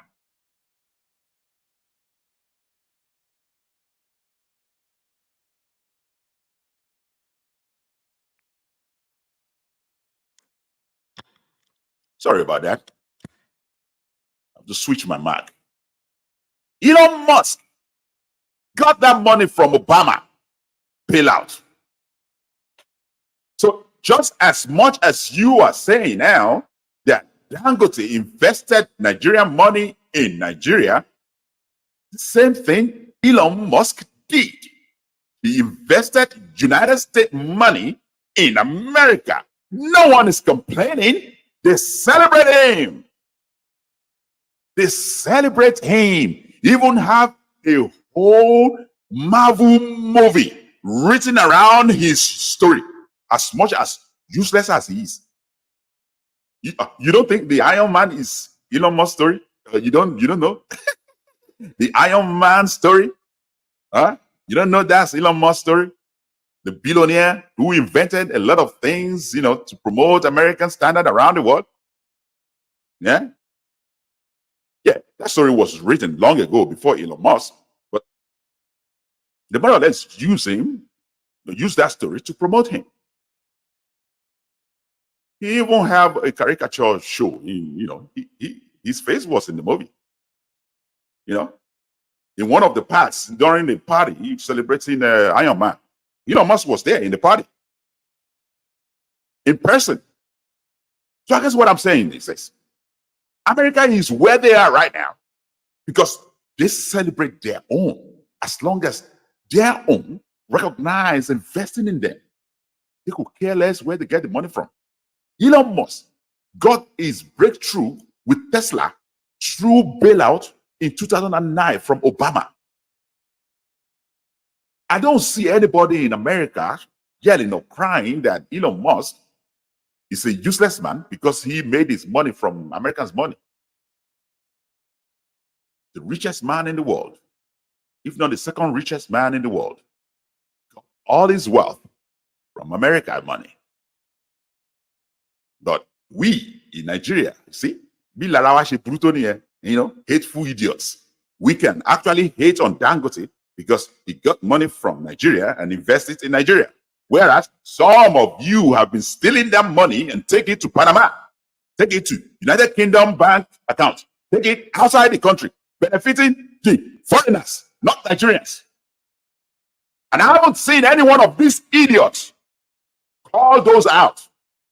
But they have the guts to call out Dangote, who have actually done what is necessary. That I believe if every billionaire in Nigeria have done exactly the same thing he's done, we won't be where we are today. Blaming government for your travesty. We are sickening with, allowing these people like this to template your thoughts, to lead how you think, to shape your narratives into believing that you have to singular attack on someone like Dangote. It completely shows and portrays who we are as a generation. America celebrate their own, who also got the same assistance from government. Many of the billionaires in Nigeria, where do you think they get the money from? Where do you think they get their money from? From their hard work? Really? You really want to believe that every billionaire got money from their hard work? Hard work? Really? Every one of them cut corners, shortcuts, government aids. That is how they got all the billions. But it's good for them because they are investing back in America. Now, we have one of us who have the courage to invest back on Nigerians. But guess what? He's the enemy of the people. Really? Really? Really? Huh? When Governor Ibori did what he did, with your money, Dangote is your problem. When Abacha did what he did with your problem, with your money, Dangote is the useless man. That's it. When Ibori did what he did with your money, Dangote is our problem, right? When Abacha did what he did with your money, Dangote is our problem. When that senator in prison now in UK tried to steal money, steal people's kidney, Dangote is your problem. He's in jail now. 400 millions of pounds seized by UK government from him. And Nigeria hasn't able to recover that amount of money. That 400 million of pounds belongs to UK right now, unless tomorrow they release it. That was stolen by a senator. Dangote is your problem. Yeah. Àwọn aláàrùn ọpọlọ burúkú don't be united. You see, you need to learn some lessons, man. You guys are just deluded, completely delusional. You don't know where you're going. You don't know what to do with your life. When you set up a protest, you don't even have an agenda. You don't have a clue what you need. You can't narrow down your agenda, your goals. You don't know what you want. Keep jumping from one place to the other with all your ideas, confused, completely upside down with, nobody real to communicate what you actually need. Mixing up hunger protests with a protest of people who are angry about the last election. Hunger protests mixed up with people who just want to improve their status as a tribe, impose it on others in Nigeria. Suddenly now, some people are now screaming, the Igbo must go. See? You see? Hunger protests to Igbo must go. Not that I totally don't see clearly what the people from the East are doing too. With their outcry since Peter Obi lost the election. See? Confused. We don't know what we want. You don't have an idea or clue of what we want. We don't. We don't. We want to fight hunger. And the Igbo suddenly thinks that they are not hungry in Nigeria. Everything is fine now. So if everything is fine, I think they should come out and give credit to Tinubu. Isn't that what should happen? if the Igbo are fine in the East, not protesting, shouldn't they come out and give credit to the president of the country? We are confused. Are you hungry or you're not? Do you want to be part of this or you don't want to? Is this supposed to be tribal or not? Is this a Nigeria issue or just issue of Yoruba and Hausas? Some of them saying, oh, we are angry because Yorubas and Hausas supported Tinubu, they make him a president. Really? Really? You are not tribal? You are angry because of who they make president? You are not angry at yourself for 97%, 98% of votes going to your man. You're not angry about that. You see, the protest suddenly turned from hunger protest to tribe. And the problem, man. And a huge problem, man. Huge one, man. And this group now online on social media now yelling, Igbo must go. You imagine that. Imagine that. If Igbo go, you think that's going to solve your problem too? Yeah, really? Really? Yeah, you must have thought in your mind that the Igbo start this protest. But it's not Igbo. It's not. So trust me. Igbo may have supported Peter Obi, may have wanted Tinubu removed. It's fine. It's okay. I don't think there's any crime if somebody is actually fighting to embrace their own race or tribe. But it's just wrong when you impose it on other people in Nigeria. But now what is wrong now is you guys now yelling, Igbo must go. For what?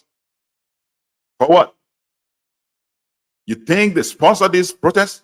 They are the one disrupting Nigeria. They try to make eastern part peaceful, but they are disrupting every other part of Nigeria. Well, you may be right. But don't forget that many of those who are actually sponsoring this protest, making money off this protest, are not Igbos.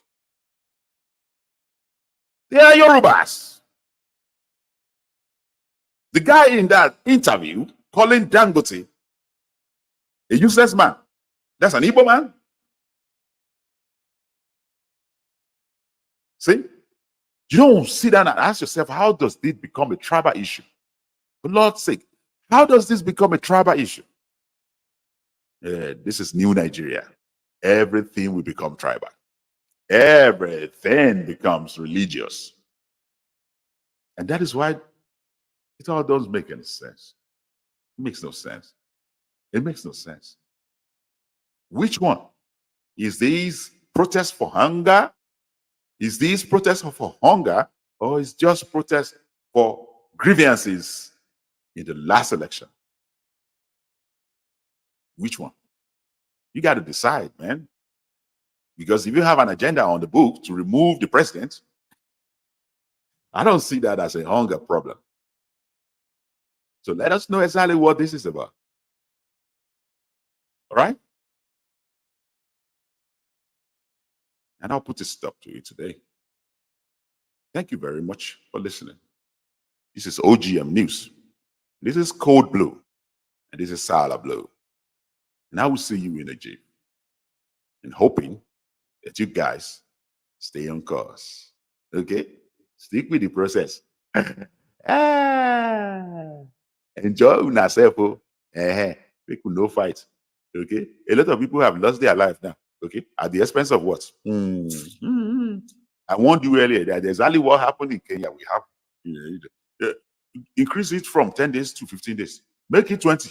Make it 1 month. The same thing will happen. Nothing will change. Nothing will change. Even at the end of the day, if Tinubu resign, okay, and somebody else become the president, trust me, that president will not face the same problem he's facing now. Because the core problem in Nigeria are not being addressed. And you all think it's about one man.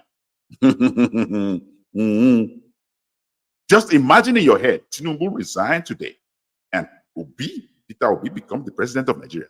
So we have President Peter Obi. You think he would not face the same problem? You really believe that?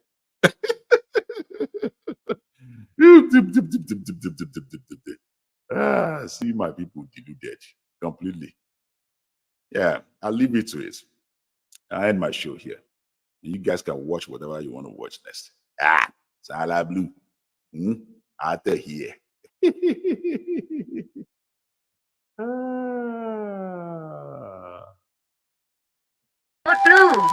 Lablu. Lablu, where you there now? Where you? The country is in a disaster. Emergency. The country is in a disaster. Who they rule this country? I tell you, stop worshiping the politicians. They are all liars. What are you talking about? Which politicians are liars? All of them. Obi is a liar. Tinubu is corrupt. Atiku is very with you. All of them. Okay. Don't argue with me. This is my show. Okay, this is my show.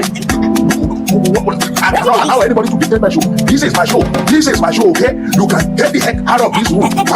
This is my show. Get the heck out of this room. I am saying it categorically. All of them are liars. All of them are thieves.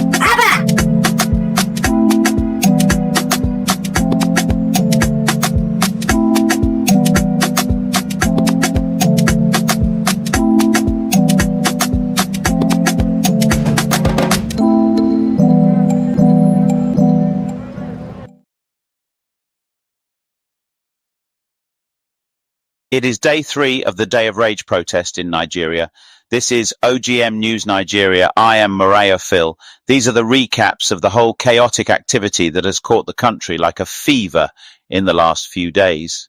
In response to escalating violence and unrest stemming from the Day of Rage protests in Kano, Governor Abba Yusuf has taken decisive action by imposing a 24-hour curfew across the state. The governor's announcement came swiftly following widespread demonstrations on Thursday, which unfortunately devolved into chaos as criminal elements infiltrated the peaceful protests.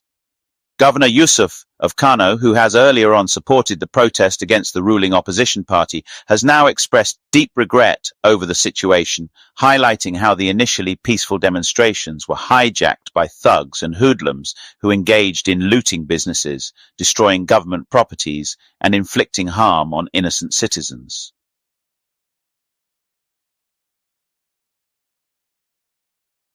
There's still fire.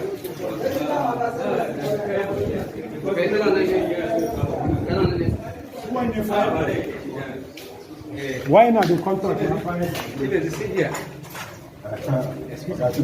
When you check here, there is spare. And this one, there is tendency that. Yes. Anything can happen here. Anything can. Former Vice President Atiku Abubakar, who seems to be living in an alternate universe in the last few days, has praised the peaceful nature of the protests, which have largely been conducted without incident. On the contrary, there have been reports of looting, destruction of property, and many government infrastructures have been unnecessarily burnt down by angry protesters around the northern parts of the country. It's as if the former Vice President Atiku Abubakar has been visiting La La Land as he continues to commend the protesters for their admirable restraint and dedication to maintaining peace while expressing their grievances. Atiku Abubakar noted that the peaceful conduct of the majority of the protesters is a testament to their commitment to achieving their goals through non-violent means. Lagos.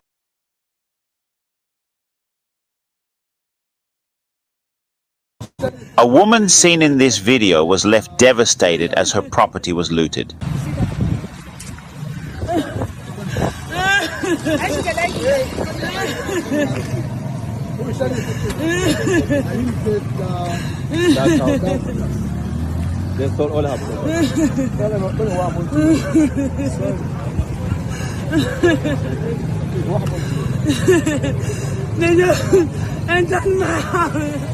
The door, even the door, they put the door out.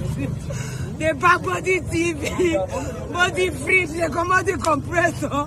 Everything that woman is using to live out, they pack everything, including shoes for them, they pack. They stack my bag. Lagos State Governor Babajide Sanwo-Olu has strongly condemned a social media campaign that has attempted to turn the current protest against the Igbo people by asking them to leave Lagos and the southwest region of Nigeria. This outcry on social media has come in the wake of eastern part of Nigeria distancing itself from the protest many believe they instigated and actually took part in other regions, but yet again spared the eastern part of the country. In swift response to the controversial post by the Lagospedia account on X, formerly Twitter, which threatened to organize an Igbo Must Go protest from August 20th to 30th, 2024. This immediate and firm stance against the divisive message demonstrates the administration's zero-tolerance policy towards xenophobic rhetoric and its commitment to fostering unity among Lagos' diverse populace. Lagos State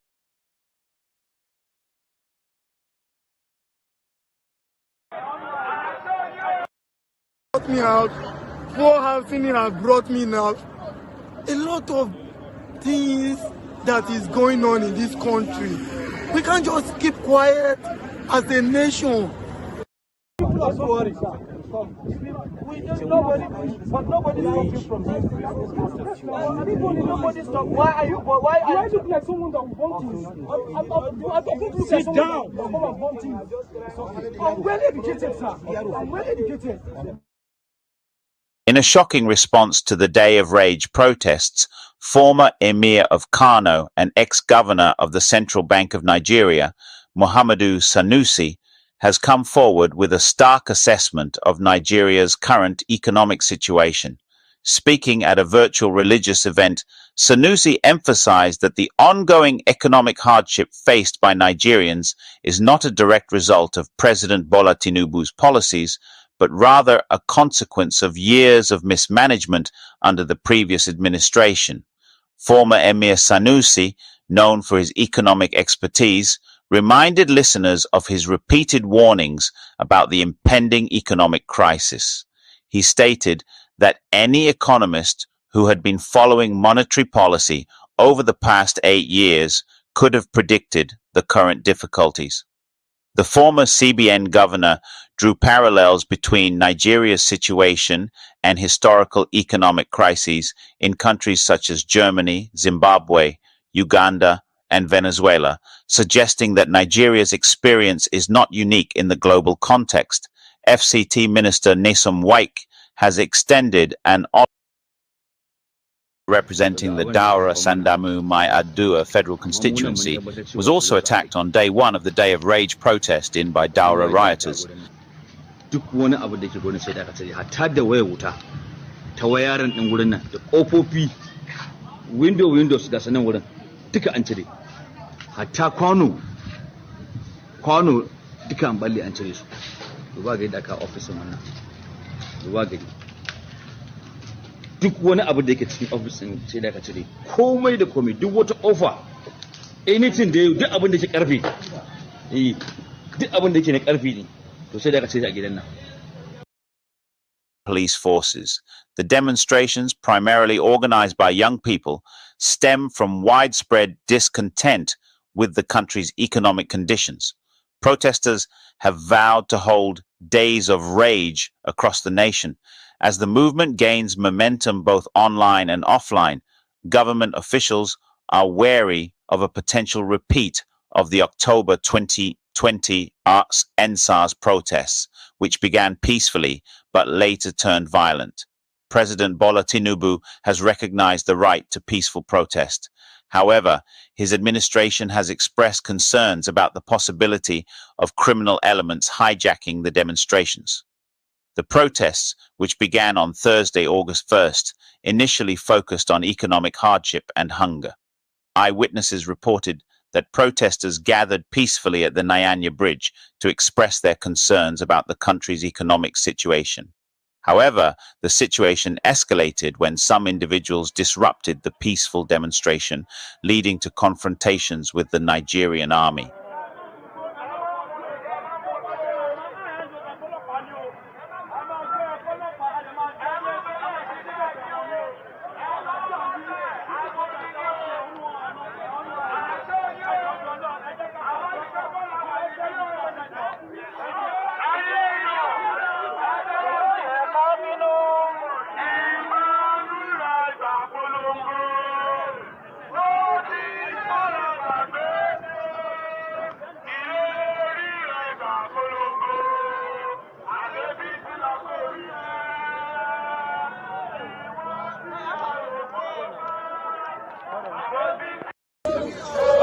Good morning, Nigeria. Today is the hunger day. We all promised you that we are going to be on the street of Abuja. And hunger has brought me out. I don't have money to buy fuel. I don't have money to buy whatever. There's total bad government. And I think I'm encouraging each and every one of us that the government has used propaganda, fake news to tell you that the protests have cancelled. Look at us on the street. The protests have not cancelled. We are on the street. It's 10 days. And if our demand is not being made, we will remain on the street till our demand is being made. Hunger has brought me out. Insecurity has brought me out. Poor housing has brought me out. A lot of things that is going on in this country. We can't just keep quiet as a nation. I'm advising every one of us to come out and exercise our fundamental right as a people. What's your name? My name is Emmanuel Larry. Stand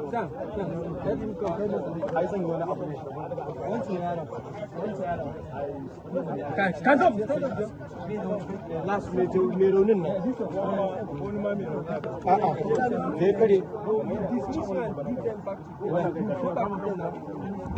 This one. But I'm not anymore. Yeah, but why are we seeing their prescription in your phone? It seems automatically in my phone from TikTok. Don't worry. Yes, from TikTok. It's automatically. Investigation. It's secret, sir. Secret, sir. No problem. Don't worry. Everybody knows that these people are violent. I have said this. I have said this several times. Without people are so worried. Nobody stops you from this. Nobody stops. Why are you? Why do I look like someone that wants to? Sit down. I'm well educated, sir. I'm well educated. That is where we can.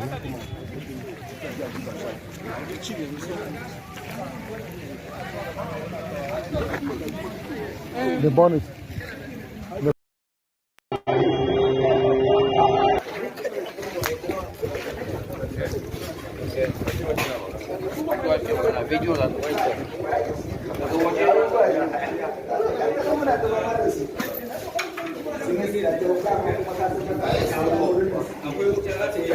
Yes, still fire.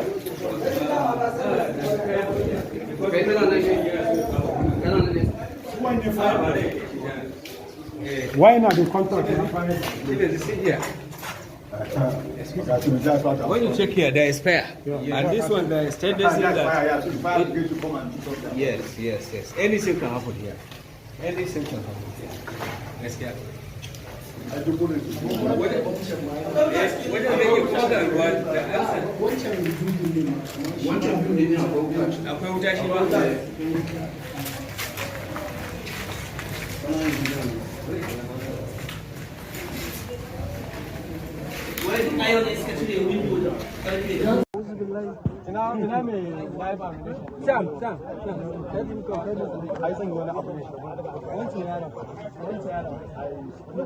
Stand up.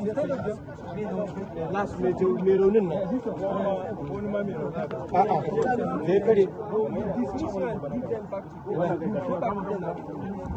This one. But I'm not anymore. Yeah, but why are we seeing their prescription in your phone? It seems automatically in my phone from TikTok. Don't worry. Yes, from TikTok. It's automatically. Investigation. It's secret, sir. Secret, sir. No problem. Don't worry. Everybody knows that these people are violent. I have said this. I have said this several times. People are so worried. Nobody stops you from this. Nobody stops. Why do I look like someone that wants to? Sit down. I'm well educated, sir. I'm well educated. That is where we can.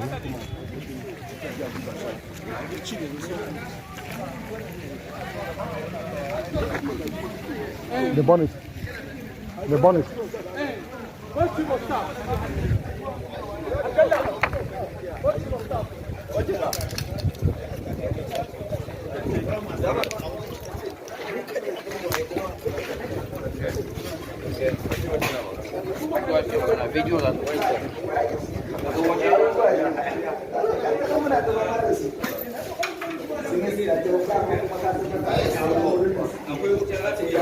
Yes, still fire.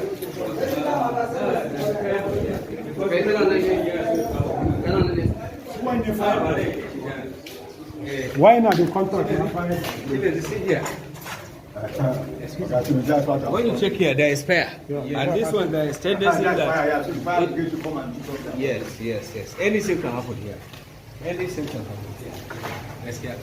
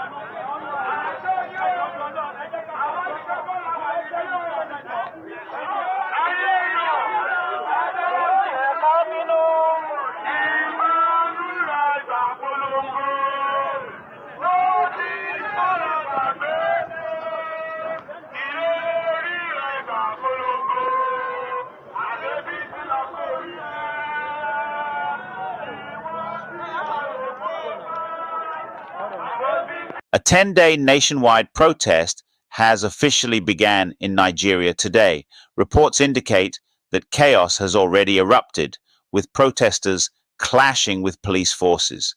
The demonstration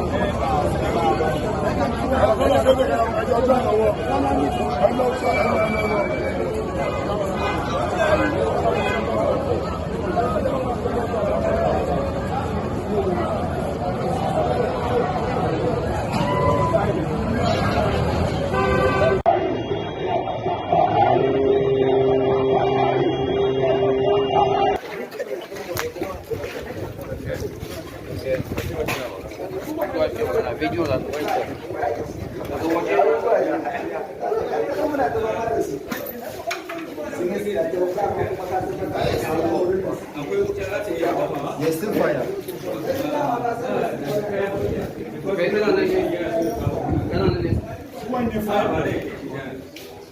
Why not the contract? When you check here, there is spare. And this one, there is tendency that. Yes. Anything can happen here. Anything can happen here. Let's get it.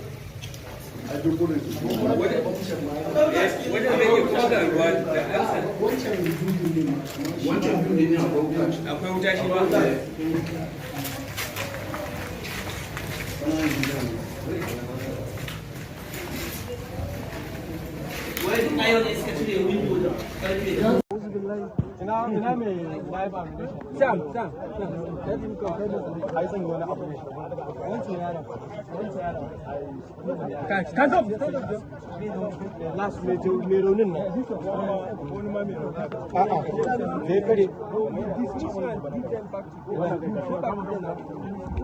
This one. But I'm not about any. Yeah, but why are we seeing their prescription in your phone? It seems automatically in my phone from TikTok. Don't worry. Yes, from TikTok. Don't worry. Investigation. It's secret, sir. Secret, sir. No problem. Don't worry. Everybody knows that these people are violent. I have said this. I have said this several times. Don't worry. Nobody stops you from this. Nobody stops. Why are you? Why do I look like someone that will want you? I don't look like someone that will want you. I'm well educated, sir. I'm well educated. That is what we can do.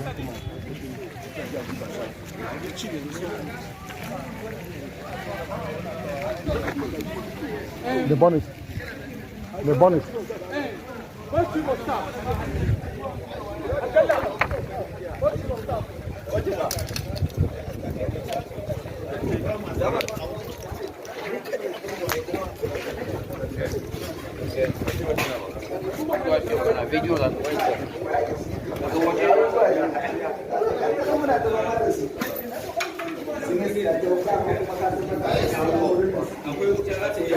There's still fire.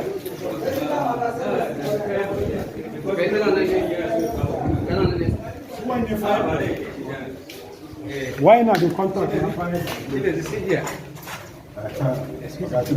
When you check here, there is spare. And this one, there is tendency that...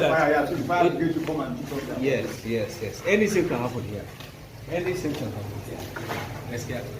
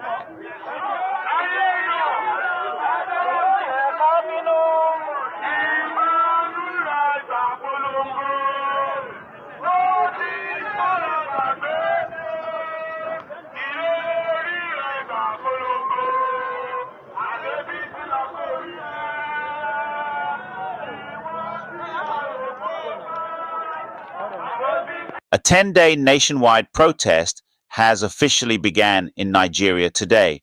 Reports indicate that chaos has already erupted, with protesters clashing with police forces. The demonstration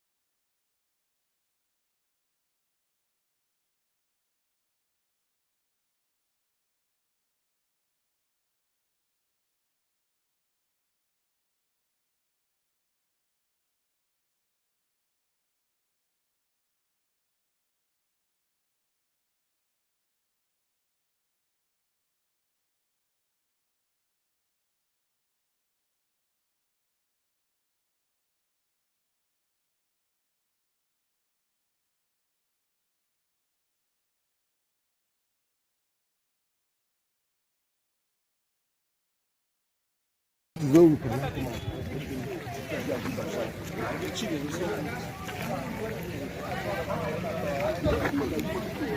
The bonnet. The bonnet.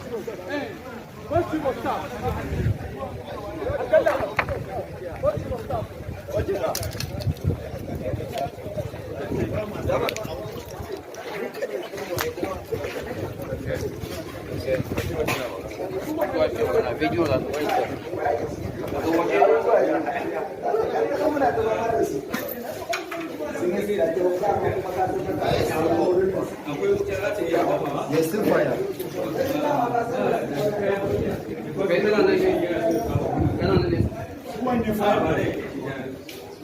Why not the contract?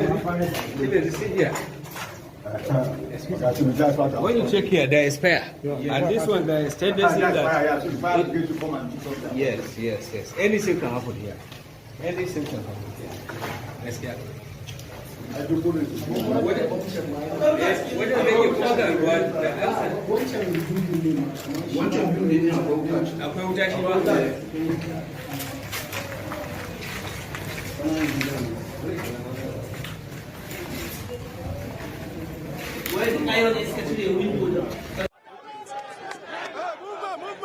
Movement!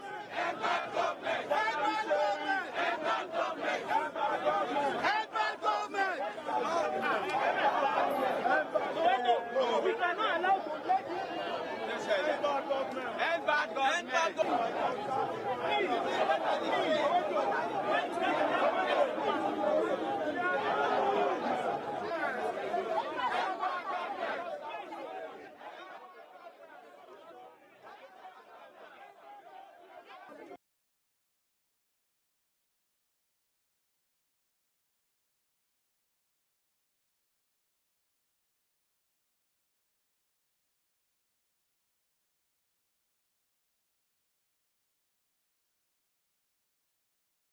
Do I look like someone that will want to? Sit down. I'm well educated, sir. I'm well educated. That is where we come.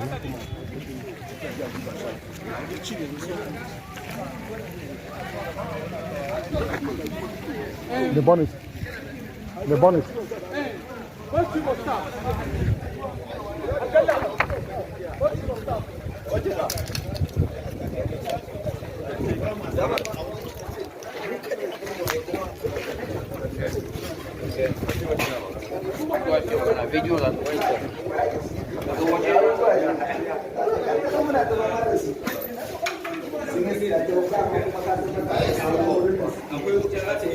There's still fire.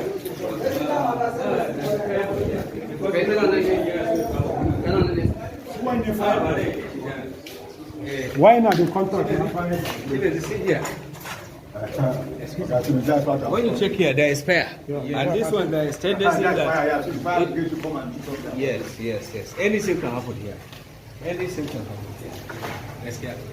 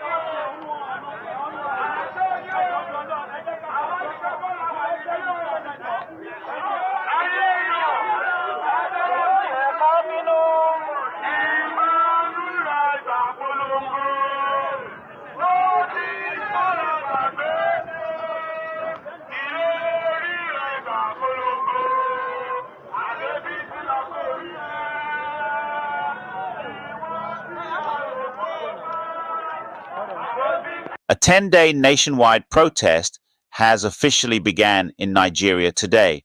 Reports indicate that chaos has already erupted, with protesters clashing with police forces. The demonstration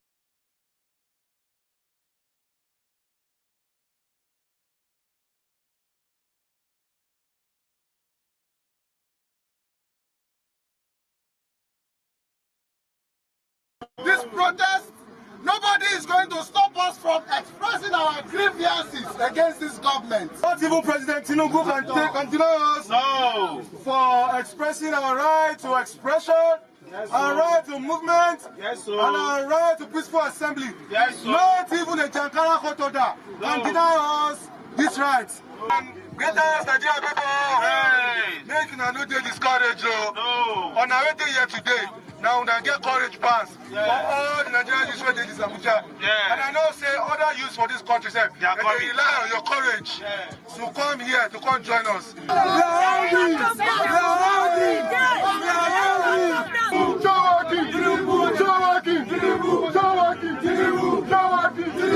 By 5:30 a.m. on getting to this certain gate, if you see police, that the police and the ammunition that I saw here was bigger than the one in Gaza and Israel. We will definitely move around the town.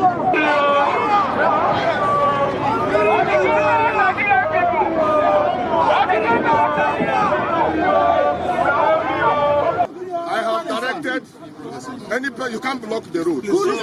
Enter the stadium and do your protest. You are not Some of us are here to guide the protesters. Yes. I am not the organizer of the protest. We have come to guide them. Let me guide them. Just hold on, let me guide them. Guide them. Because the paper that said inside the stadium. CP. We are talking about the paper. CP, hold on now. Nigerians are going to play a lot. I want to use this opportunity to talk to Nigerians that all Nigerians should keep their fear. They should keep their fear and come out. This is so wrong, absolutely wrong. How dare they brought people to come and disrupt what you are doing? This is total mess up from Nigerian government.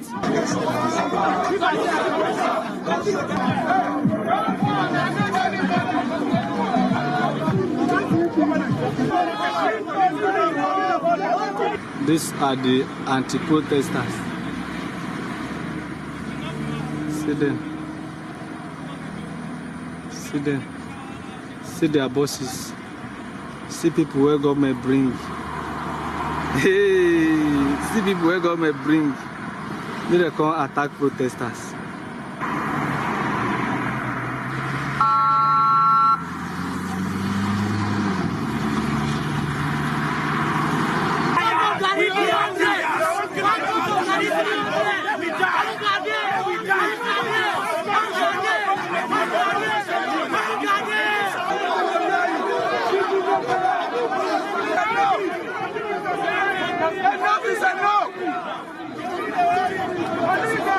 We are begging that from today, make them listen to our petition. Make them start. They pick them one by one. Today, do them. The children are hungry. Yes, we are hungry. Papa and Mama must wake up. Let me tell you something. If I go to bed in hunger, if a rich man don't sleep because hunger in my stomach, I feel enter inside your pot. Ember government! Ember government! Ember government! What are you saying? Ember government! What are you saying? Ember government! We are hungry! We are hungry! We are hungry! What are we saying? We are hungry! What are you saying? We are hungry! What are we saying? We are hungry! What are you saying? We are hungry! We are hungry!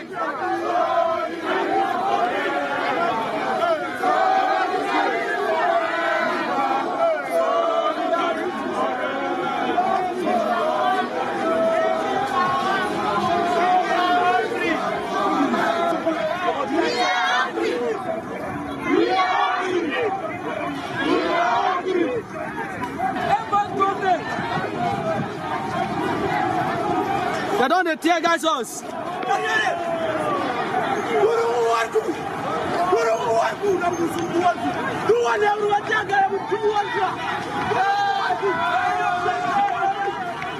don't tear gas us.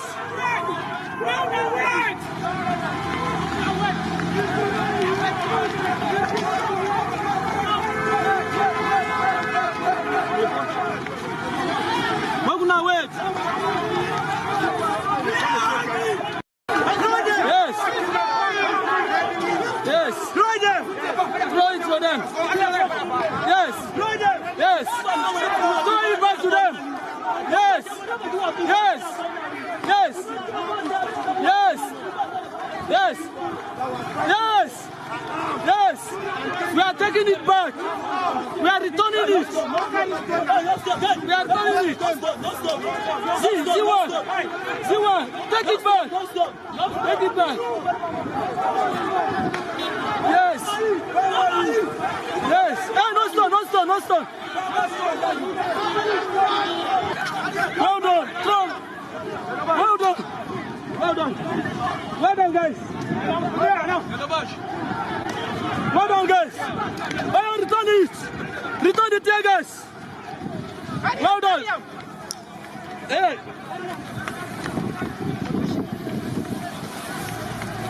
I'm going to do it. All right.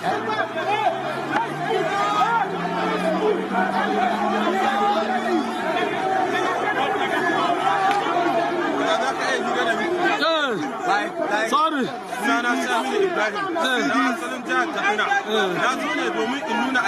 another tiger. Run. Okay, they are turning it. Yes.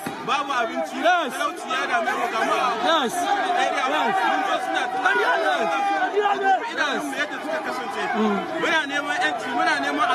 Yes.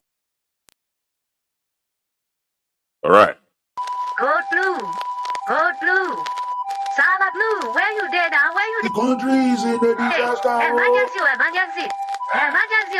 Ah, the country is in the disaster. Who they rule this country? I tell you, stop worshiping the politicians. They are all liars. What are you talking about? Which politicians are liars? All of them. Obi is a liar. Tinubu is corrupt. Atiku is very too. All of them. Okay. Don't argue with me. This is my show. Okay? This is my show.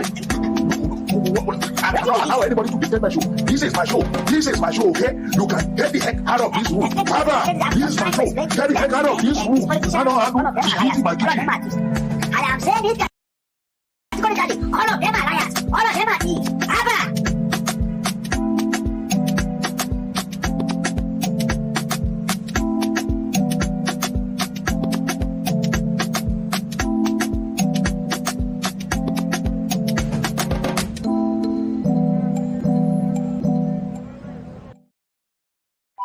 Code blue. Sama blue. Where you there now? Where you The country is in a disaster. Emergency. Ah, the country is in the disaster. Who they rule this country? I tell you, stop worshiping the politicians. They are all liars. What are you talking about? Which politicians are liars? All of them. Obi is a liar. Tinubu is corrupt. Atiku is very too. All of them. Okay. Don't argue with me. This is my show. Okay? This is my show. I don't allow anybody to defend my show. This is my show. Okay? You can get the heck out of this room. Baba, this is my show. Get the heck out of this room. I don't my duty. I am saying it categorically. All of them are liars. All of them are thieves. Baba.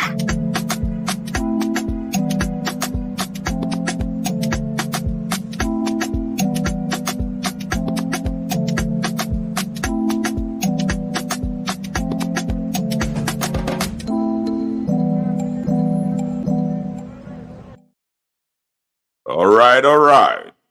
Here we go. Now, I call this the inaugural show for the Niger segment. At my Niger people, where una day? Yeah, this is the show that will handle all the troubles in Nigeria. Did I just say handle all the trouble? That will be a difficult task, and I'm not about to solve all your problem, okay? But waiting we go the yarn for this show, now bamba, now the real way the sheriff for Nigeria, because we all know say Nigeria dey for palava. Anyway, some of you Gen Zs always think that the trouble just started in your time, of course. In our own days, okay, when we are the equivalent of you Gen Zs. We face the same wahala too. It's always been trouble in Nigeria, if you want me to tell you the real truth. Look, I've never really known a time in Nigeria. In Nigeria, in my own Nigeria, that we've never had to complain about anything. It's always one upside down and the other. Nigeria, they always hot. All right. Anyway, today we shall be talking about some very important issues, starting with we'll be starting with this revolution now, Kufuor in Nigeria. All right.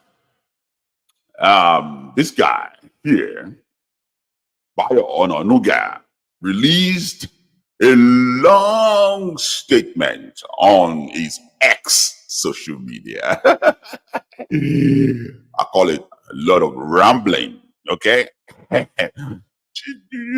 But anyway, he's a publicity person for Tinubu administration, so it's expected that he will come out fuming and defending the administration. Anyway, see, before I go through this jaga way in rights online, make I first of all address the issue of the so-called revolution now. Okay, let me address that quickly. You know what? Let me hit on the Bayo Ononuga message first. Let me hit on that first. In order to allow you to see this clearly, I have to enlarge this. I hope you're seeing it. Anyway, he said, Peter Obi supporters are the people planning mayhem in Nigeria. Obi should be held responsible for anarchy. Then he goes on to say, don't be fooled. The malcontents planning to stage nationwide protests are supporters of Peter Obi, the failed presidential candidate of the Labour Party, and he should be held responsible for whatever crisis emanates from the action. Anyway, I'll stop right there. The reason why I'm stopping, right at this point is because I think Bayo Ononuga is unfairly accusing Peter Obi of planning unrest in Nigeria. If you guys have been following me for a while, you know I'm not Peter Obi's fan. That is the last thing on earth I will ever do. I'm nobody's fan anyway, to be realistic. But I think it's been unfair by actually accusing Peter Obi of planning unrest, or his supporters planning unrest. One thing for sure, though, is that Peter Obi is not really playing the game plainly. Because the guy has never come out to celebrate anything good in Nigeria. He always hides in the shades. But every time something terrible happens, he will always be the first to channel his anger, his agitation, or whatever it is that they think he's doing. So I think the idea that Bayo Ononuga is blaming Peter Obi is coming from a place of sense, But I think Bayo Ononuga is missing the bigger picture here, because there is this guy online that has been the actual face of revolution now, not Peter Obi. Omoyele Shore. Whether the activists I go call this guy having a talk, I don't even know. Oh boy, yeah. But they're doing things, we they doing things for online. They make money, they rally, but nonsensical rally, I call it. Now, I'm being factual here. I'm being serious. I do not like what this guy is doing for any reason at all. Because this is one of the activists online that always push agenda, rat people up, agitates the community with no result to give to it. No result. This is one activist that I have known for a very long time, but with zero result. Now, guys, you can beat me down all you want, but argue on that. Omoyele Sowore has been known as an activist forever. Okay? He's been known as an activist since his days in the Unilag. A troublemaker. Which I don't have anything against. I'm an activist myself. But I do not, you know what, let me rephrase the language. I detest these guys, these so-called activists, that all they want to do is agitate the community, but they never want any solution. Because the moment there is a resolve for whatever they are agitating about, that's the end of whatever movement they think they have. And he's one of those. Okay? Now, let me give you a typical example, all right? When the NSAS movement was at the peak and people, the military were alleged to have killed some people back then. All right, for educational purpose, okay? Don't touch my life because I use the K word, okay? Now, when that happened, a lot of these activists came out, railing, which is normal. But then when it comes to the stage of negotiating with the government, do you know that most of the activists refuses to meet the government? I will name one in particular, Macaroni, the comedian, was one of those, although he usually say he's not an activist, but he was one of the faces of NSAS. So he was invited by the Lagos State governor back then to resolve the issue. You would think, as an activist who really want to get the back of his people, that would be the right time to sit at the conference and reach a negotiation that will help those who were being hurt. Okay? But what did he do? He made it about himself. Okay? The guy made it about himself and said, nah, I'm not going to meet with the governor. You see? This is what I keep saying about these so-called activists. You are an activist for a purpose, for the people. If the government calls you for a negotiation, you go. Because it's never about you. It's about what you can get from these corrupt politicians to give back to the people. And when they call you for negotiation, I don't care what kind of government they are, military, whatever, you go and negotiate for your people. Stop making it about yourself. And now, this brings me back to Omoyele Sowore, who the government have invited in several occasions to reach a consensus, but that is not what this guy is all about. Even during the military, I mean, you would think that they are trying to bribe him off, but it's not always about that. And even if it is about that, you go to that meeting, sit down with them and see what they can offer you that can actually help the community. Okay? But every now and then, these guys, they just make the issue about themselves now, They always make it about themselves because, trust me, they are the faces of these so-called movements.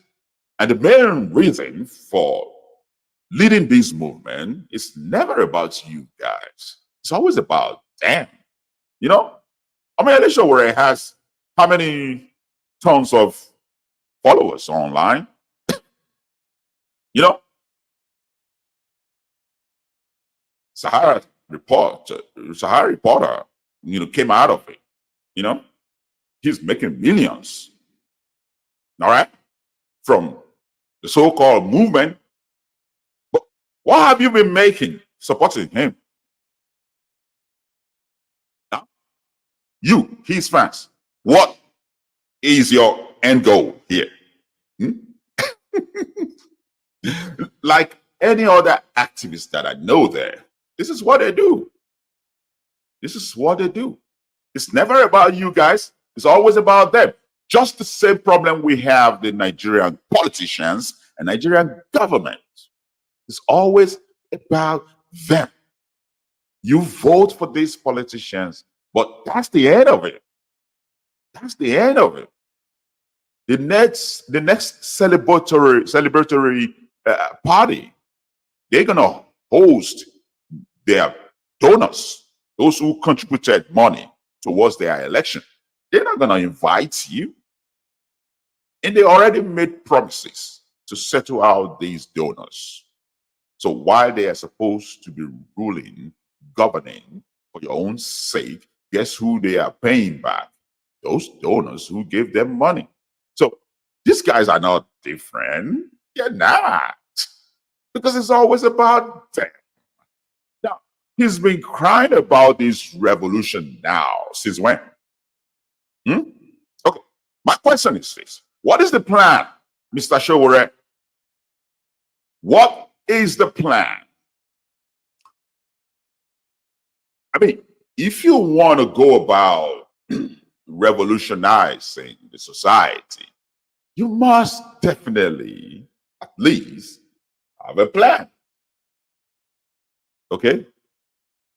But what is your plan here, buddy? I don't think he has any. I do not think he has any. Seriously. There's no plan. You know? And let's just say you even have a plan to carry out a successful revolution. Okay? How does that work? By rallying people to come on the street and become victims, just like in the NSAS, while you keep bragging around and go to jail and make more publicity. And at the end of the day, the whole thing died down because you lack the real plan to carry out a true revolution. Okay? Now, let me specifically mention some revolution that we have witnessed around the world. Okay? One of these is Fidel Castro of Cuba. Okay? Fidel Castro of Cuba carried out a revolution that saw the end of oppression back then. And everybody in Cuba celebrated that, you know?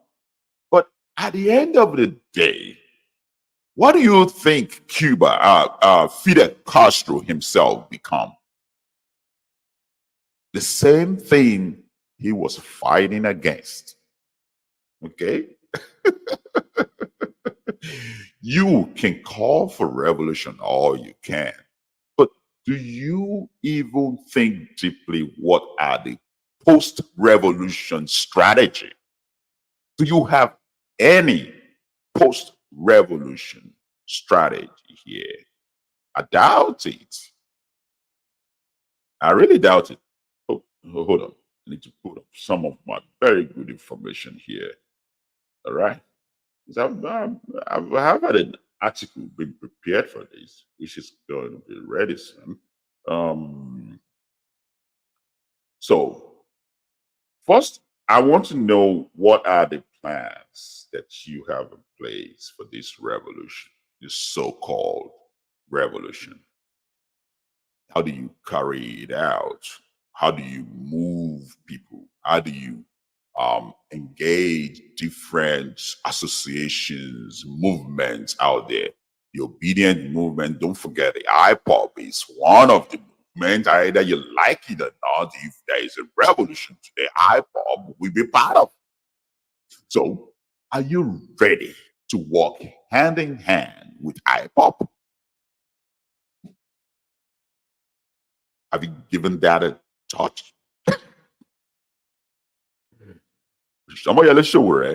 Are you willing to walk with the Biafran soldiers who are still in hidden cells here and there in the East?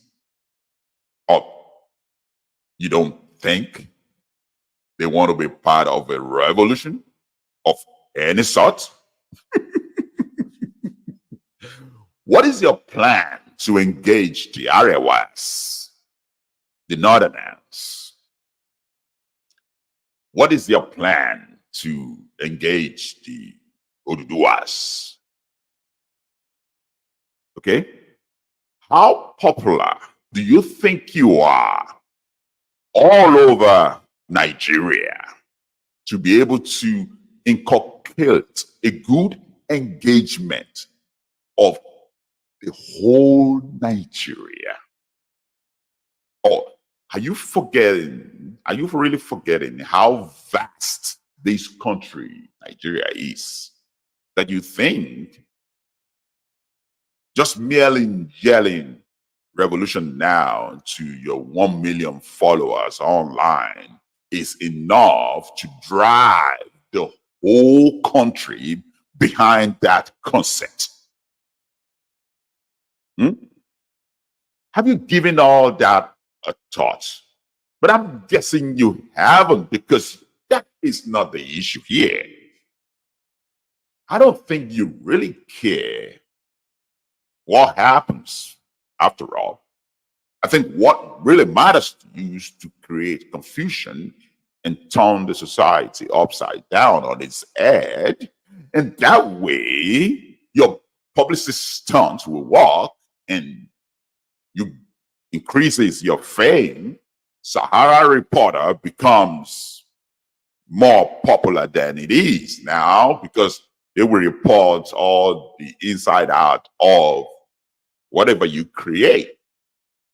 So I'm just saying, look, I want to be behind something good if it is really good, but this is not thought through properly. And I'm afraid to say this, that Omoyele Sowore, having passed through so many levels of agitation, hasn't really changed, no maturity. He's still the same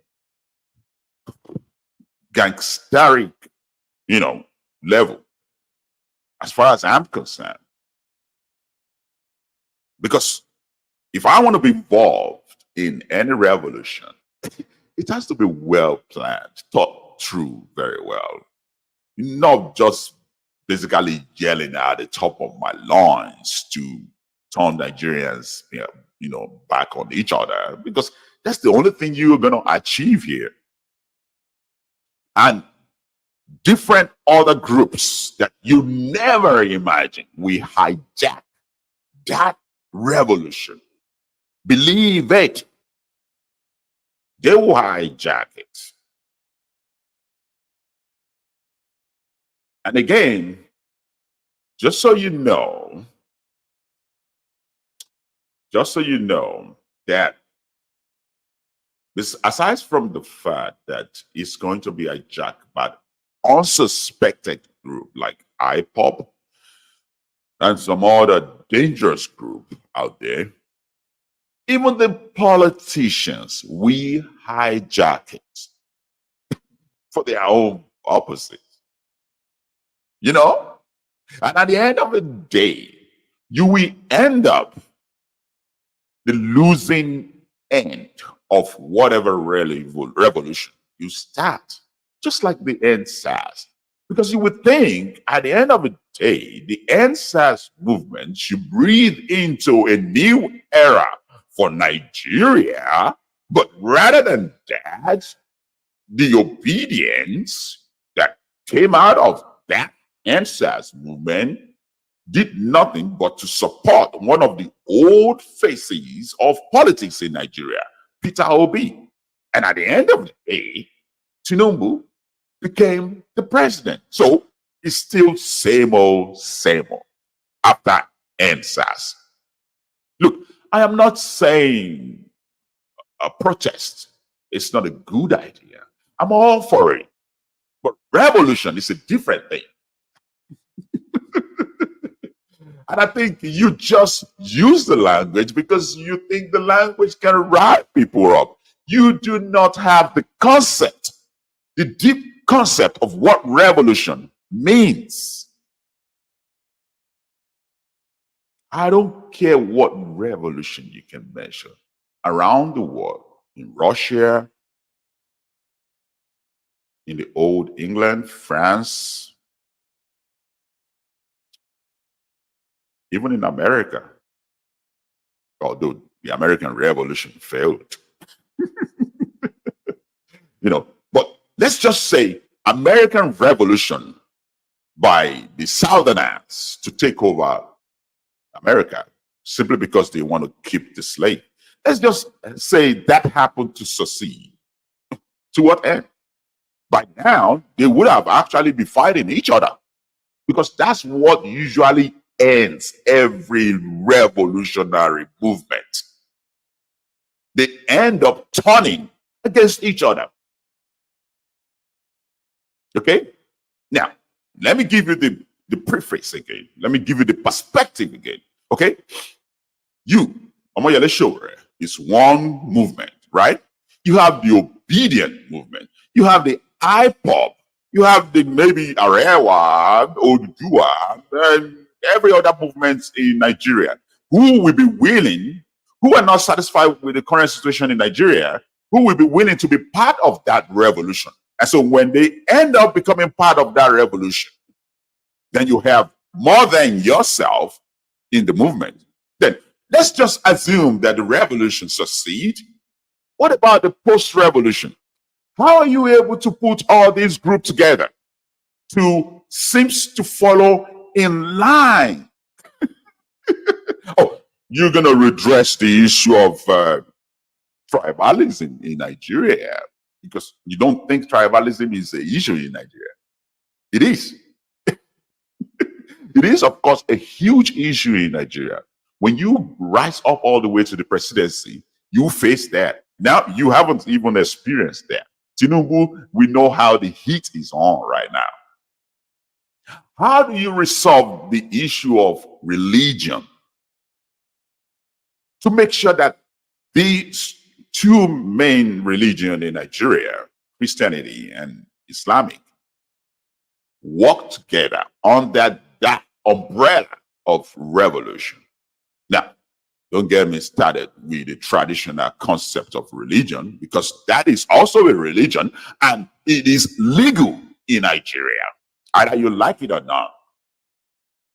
Okay? The voodoo religion or the juju religion or whatever it is legal as any other religion in Nigeria. Have you factored in how to be able to combine all these religions to be able to work in tandem to your cause? Now, don't get me started with the idea that even this traditional religion, we have more than 300 to 500 or thousands of them that exist within Nigeria. So, in a very diverse society, the idea of revolution is quite messy.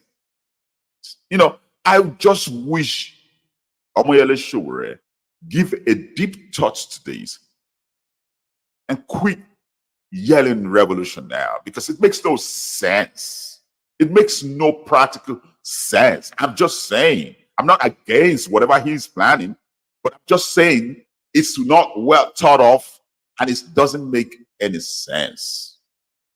Okay, because I've just taken you through all the plans of actually achieving that. It's not foreseeable. The only thing where you go and achieve now to scatter Nigeria, turn everybody back on each other. That's all. And then post-revolution, that is the most difficult one. Now, you think post-revolution, they will make you the president of the United States, of Nigeria, right? Yeah, you'll be the president of Nigeria, right? Oh, probably you're thinking maybe let's just divide the country and everybody go his ways. And you think they will make you, Omoyele Sowore, the president of Odua Nation. You see, it's not well thought of. Nigeria is vast. It's very diverse. The idea that there will be a revolution that will be successful in Nigeria is just dreams. It's just dreams. It's just dreams, period. Now, for him, for Omoyele Sowore, it's not just dreams. It's just an idea to build his conglomerate, okay? To build his company, his mission, and become bigger, larger than life itself, okay? Because you guys are falling for it. You all support the idea. But I'm just saying now, it's just a dream. Because this is not about the government counter reaction to whatever revolutionary plan. It's just the idea that for Nigeria to unite behind a cause like revolution is a complete dream. A bologna sandwich right in front of you that you are having a long throat for, but you can't even finish it. A pounded yam with chicken and beef and bokota and egusi soup that is wet with oil soup in front of you. You're salivating, but you can't even touch it. That is the idea of revolution now in Nigeria. Now, let me go back to this post-revolution brouhaha. Of course, the IPOP have their leaders. Let's say they combine with the idea of revolution, just like they combine with the idea of NSAS. Okay? The NSAS was supposed to be a peaceful demonstration, but it ended up become something else. Something else. Even before the toll gate issue happened. Because a lot of other groups hijacked it and injected violence into it. Some politicians infiltrate the idea before you know it. You think whatever happens now is going to be different? Look, the same politicians are the echelon of our fears, have all the power and money to pump into whatever revolution you think you start. And the people who will be causing chaos for that revolution are still working for these politicians. And at the end of the day, after we have ended up destroying properties and lives, guess who we have the say after the revolution? The same politicians, the same powerful people. I'm guessing in the resolve of the whole matter, you're probably not going to be at the table. They'll be looking for you. They'll be looking for you. But let's just even imagine that you succeeded, okay? Like Fidel Castro, like Jerry Rawlings in Ghana. Let's say you succeeded, okay? Because Jerry Rawlings' idea of revolution is not well popular within Ghana because the people he actually took out are not really corrupt, as he was making them to believe that. Many of the people Jerry Rawlings took out have their kids in schools in Ghana, not abroad. And Jerry Rawlings started the phase of an idea of pumping money out of Ghana, taking your kids to schools abroad. That is Jerry Rawlings. Okay? And Fidel Castro, how did he end? He ended up becoming the evil he was fighting. Do you all forget Samuel Doe in Liberia? Samuel Doe was the face of revolution in Liberia. He was really popular. Everybody loved him when he came to power. But how did things end for Samuel Doe in Liberia? I'm just saying, the devil you think you are fighting, you will end up become that demon the moment you have power. Period. It's as simple as that. I'm just giving you guys the preface of what the post-revolution will look like. Now, don't get me started with the idea, because at the end of the day, you will find it difficult to unite the nation. A lot of people must have lost their life.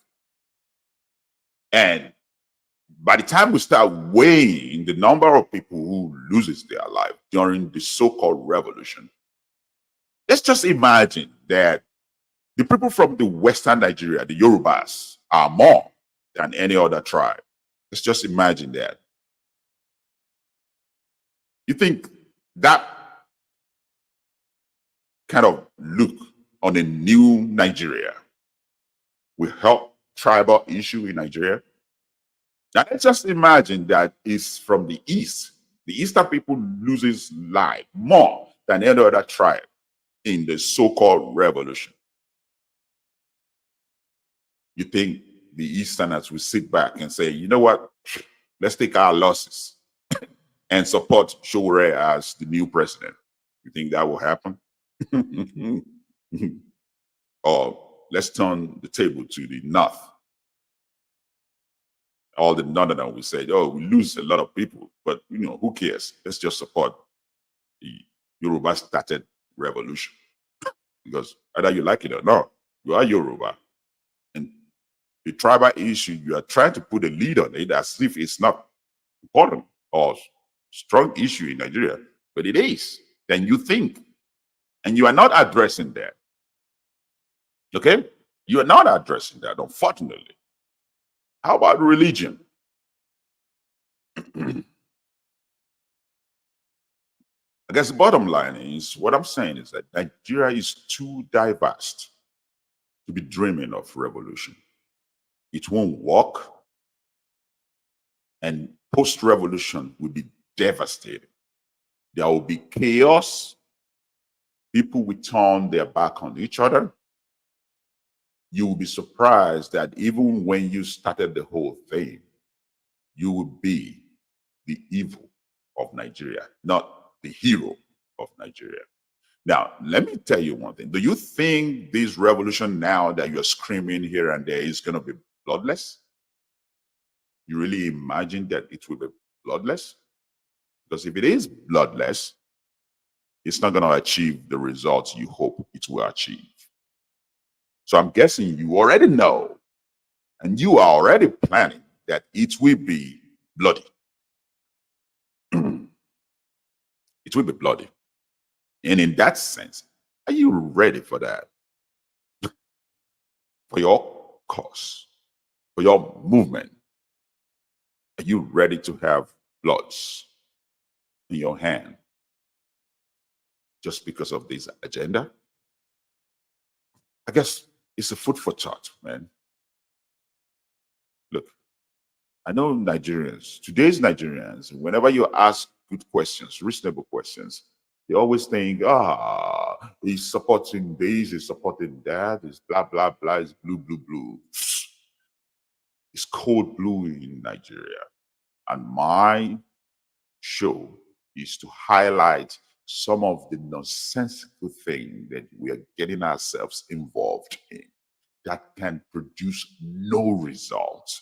That can produce no result. Omoyele Showore, I truly believe you have a good interest of the country at heart. I truly believe that you want to transform Nigeria, but you are going about it in a wrong way. It's time for you to grow up, okay? You're no longer that kid in Unilag. Now you are 50-year-old plus, and you need to start thinking like one. Okay? Use whatever time you have now to reach a consensus that can help people. That can help people. Agitation of any sort cannot help anyone. People will lose their life and you will move on. You will be the benefactor of the whole thing. At the end of the day, the regular Nigerian on the street will suffer the consequences. Period. Period. Am I saying this just because I want some of you to like it? I do not care. It's a middle finger for all ya who don't like what I say. And even if you like it, if you think I'm sounding reasonable, am I saying it so that you can support me or be my fan? I don't give a F. Just do what you think is right for you and your family, period. That's what I'm after. You know, I'm done with this guy, man. Why would I spend the whole day talking about this shit? Nonsense. Let's move on to the next agenda here. And I think it's about this next one. Because what we always do in Nigeria is shoot ourselves in the foot, okay? That's what we know. We know nothing better. You know, we think, shockingly, that Nigeria can be transformed by any government. We always trust human to lead us to the next new Nigeria or whatever you call it. But it won't happen unless the people themselves do the right thing. I've always said this. The Dubai that you see today as one of the biggest cities in the world wasn't just built based on the idea that the government, take upon themselves to build it. It is because the people were sacrificed for the rebuild of that city. Talk about any city or any nation in the world, United States, UK, talk about China, all these cities were built on the blood of people who sacrificed themselves for it. But one thing I've always said is this: no Nigeria, either on the top or in the bottom, is willing to sacrifice anything. Is willing to sacrifice anything.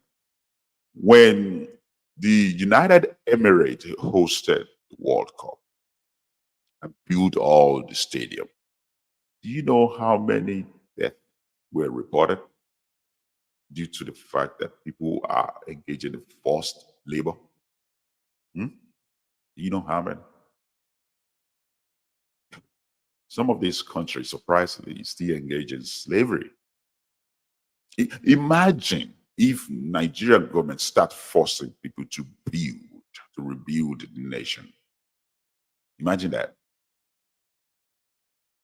But it's not happening. What is happening is an idea, that we should be behind.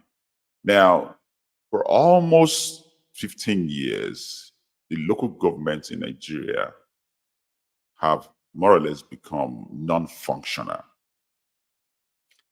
And it's just recently the Tinubu administration fought the governor in court, and power of autonomy was restored to the local government. You know what that means? Yes, I'm not saying that if you appoint or elect a chairman of a local government, that suddenly things is going to be right. But do you know what that really means? Because all along that you were busy blaming the federal government. The federal government pumped millions, billions of monies to each state around Nigeria. In some other day, I will go into full details of how much each state in Nigeria collected from Buhari administration.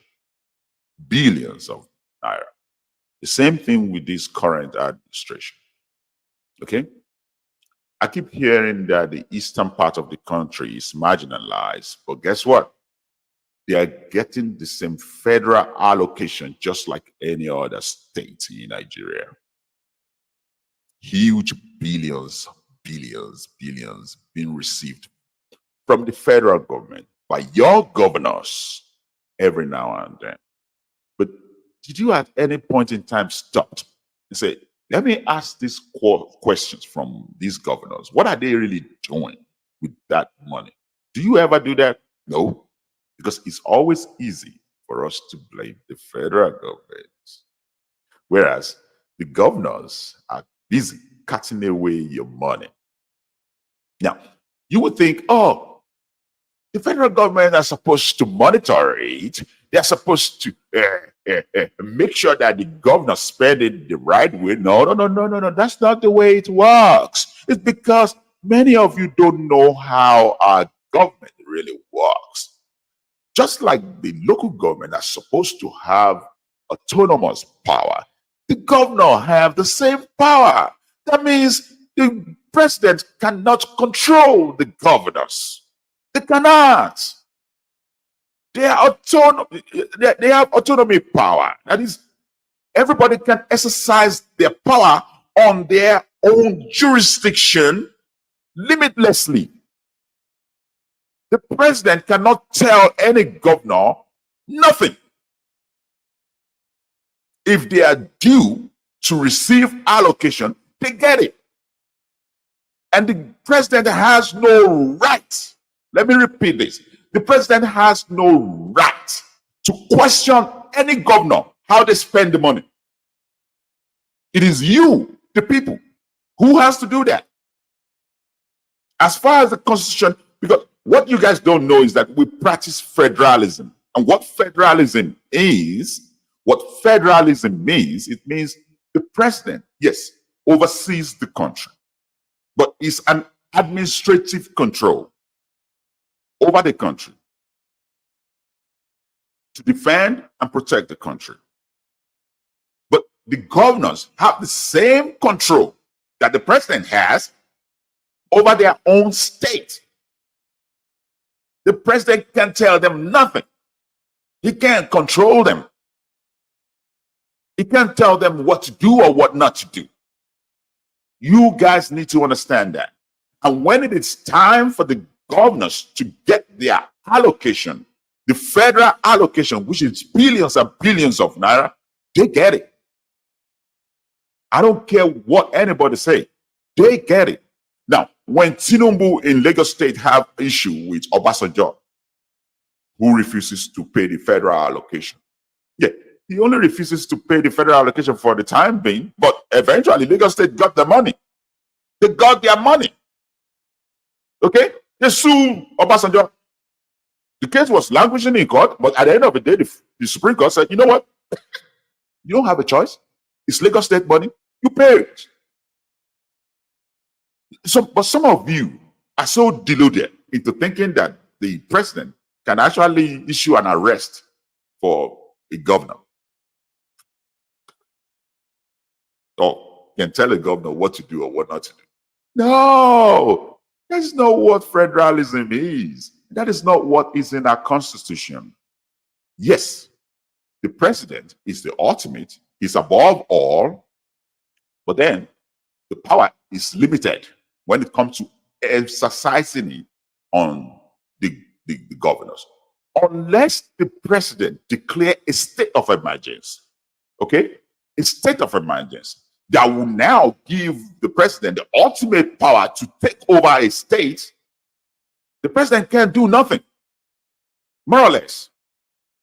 And most of these states don't have state of emergency, so why, just declaring it out of the thin here?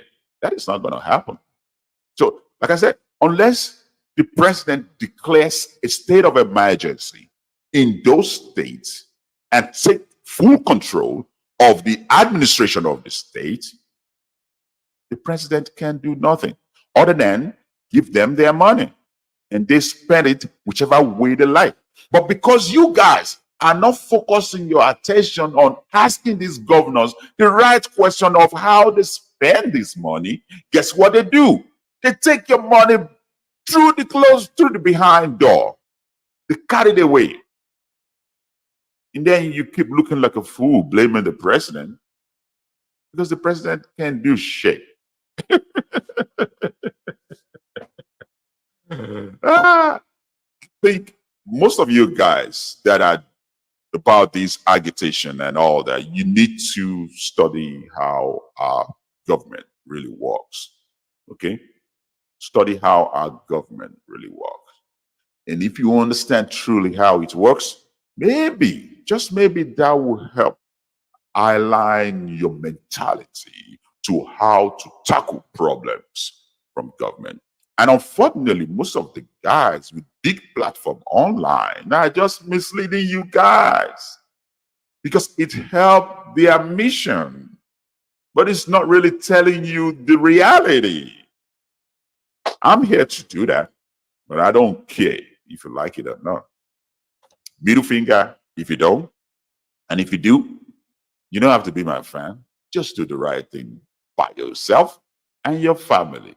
Now, as far as Dangote is concerned, what is going on with Nigerians? You know, can you believe somebody in a government parastatal trying to shade Dangote, spreading freaking rumor about Dangote supplying bad diesel? And not only that, there has always been frustration that is uncalled for, unnecessary agitation to bring this guy down. What is going on, Nigerians? You know, the last time I checked, you guys needed a refinery. He has money. He gave you one. What else do you want? Your government is not giving you refinery. Now, you have different kind of billionaires in your community that are taking their wealth abroad. They're taking their money out of Nigeria. And then you have this one billionaire who is willing to invest on Nigeria, employ Nigerians, and yet you guys are just kicking him in the back. Like, what is going on with us? What is really going on with Nigeria? Please help me, Lord, understand this. It's shameful. It's really shameful. So now, Dangote have this to say, you know, after recent brouhaha, you know. So let me play this. Well, you know, whatever we do, we add value. We are not an assembly plant. You know, I mean, when I say assembly, we are not packaging plant. If you look at all our operations as Dangote, we actually add value. We take local raw materials and turn them into products and we sell. So which means it's a circular economy which we are practicing. Everything, you know, is here. Everything is in Nigeria.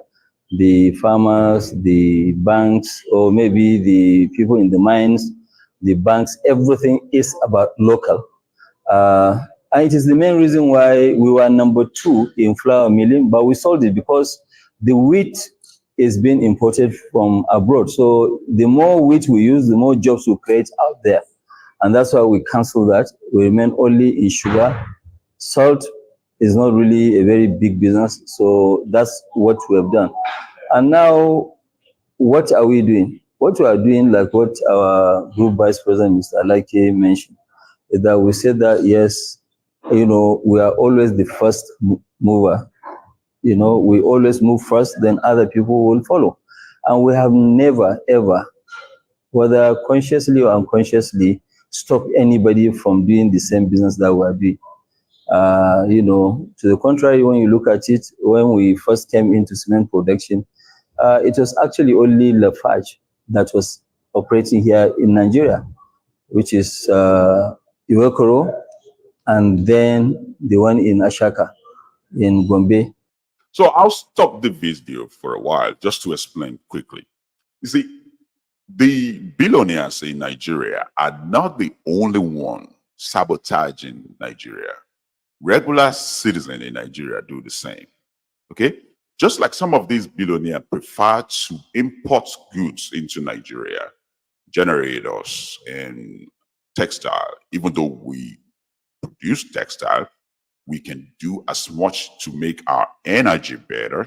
But these guys who are involved in generator business, they don't want that. You think they really want light electricity to be stable in Nigeria? No, they don't. But even you, average Nigerian, you don't even want these good things. You know why I said that? Many of us Nigerians would prefer to go and buy made in Italy, made in Brazil, made in wherever country that you don't even know what exists in that country, than you buying made in Nigeria. What do you think that says about you? It means you are not progressive. You are not a promoter of good cause to the nation. You know, if you prefer imported goods than made in Nigerian goods, you are part of the problem. It's not just the billionaire. Now, the reason why they are trying to shut this guy down by all means is because some of these guys who are involved in importation of oil, diesels, finished oil products, they don't like the idea of refinery, because what that means is end of whatever business they are doing. Now, what really pains me is that many of Nigerians online just follow the trend without knowing what they are fighting for. Many of you are actually fighting for other people's agenda, not your own agenda. Now, some of you who are attacking Dangote is because you think Dangote is not helping Nigeria, but you do not know that what you are doing is to fight for the agenda of these selfish idiots who want to be importing this material into the country. And now you are fighting against the one who is actually creating the job in Nigeria. Did you see the problem here? And it's not just about the big people. It's not just about the billionaires, the rich people. Even regular Nigerian, an average poor Nigerian, they don't know what they want. They do not. Because if you know what you want, if you really know what is good for you, attacking Dangote is not the best course of line. I'm not calling Dangote a saint here, but at least the guy has tried everything within his power to create job for who?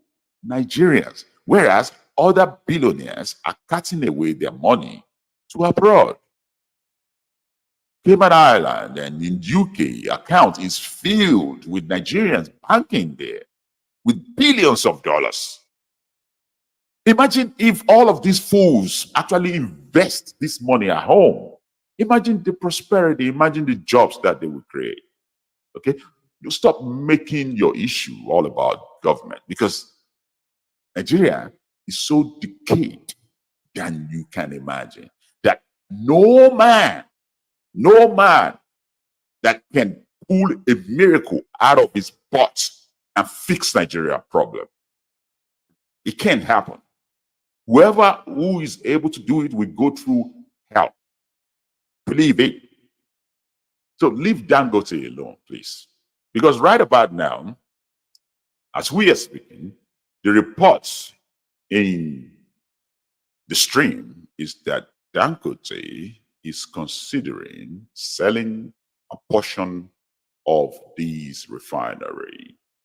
That is not so good as far as I'm concerned. Let me make this bigger a little bit.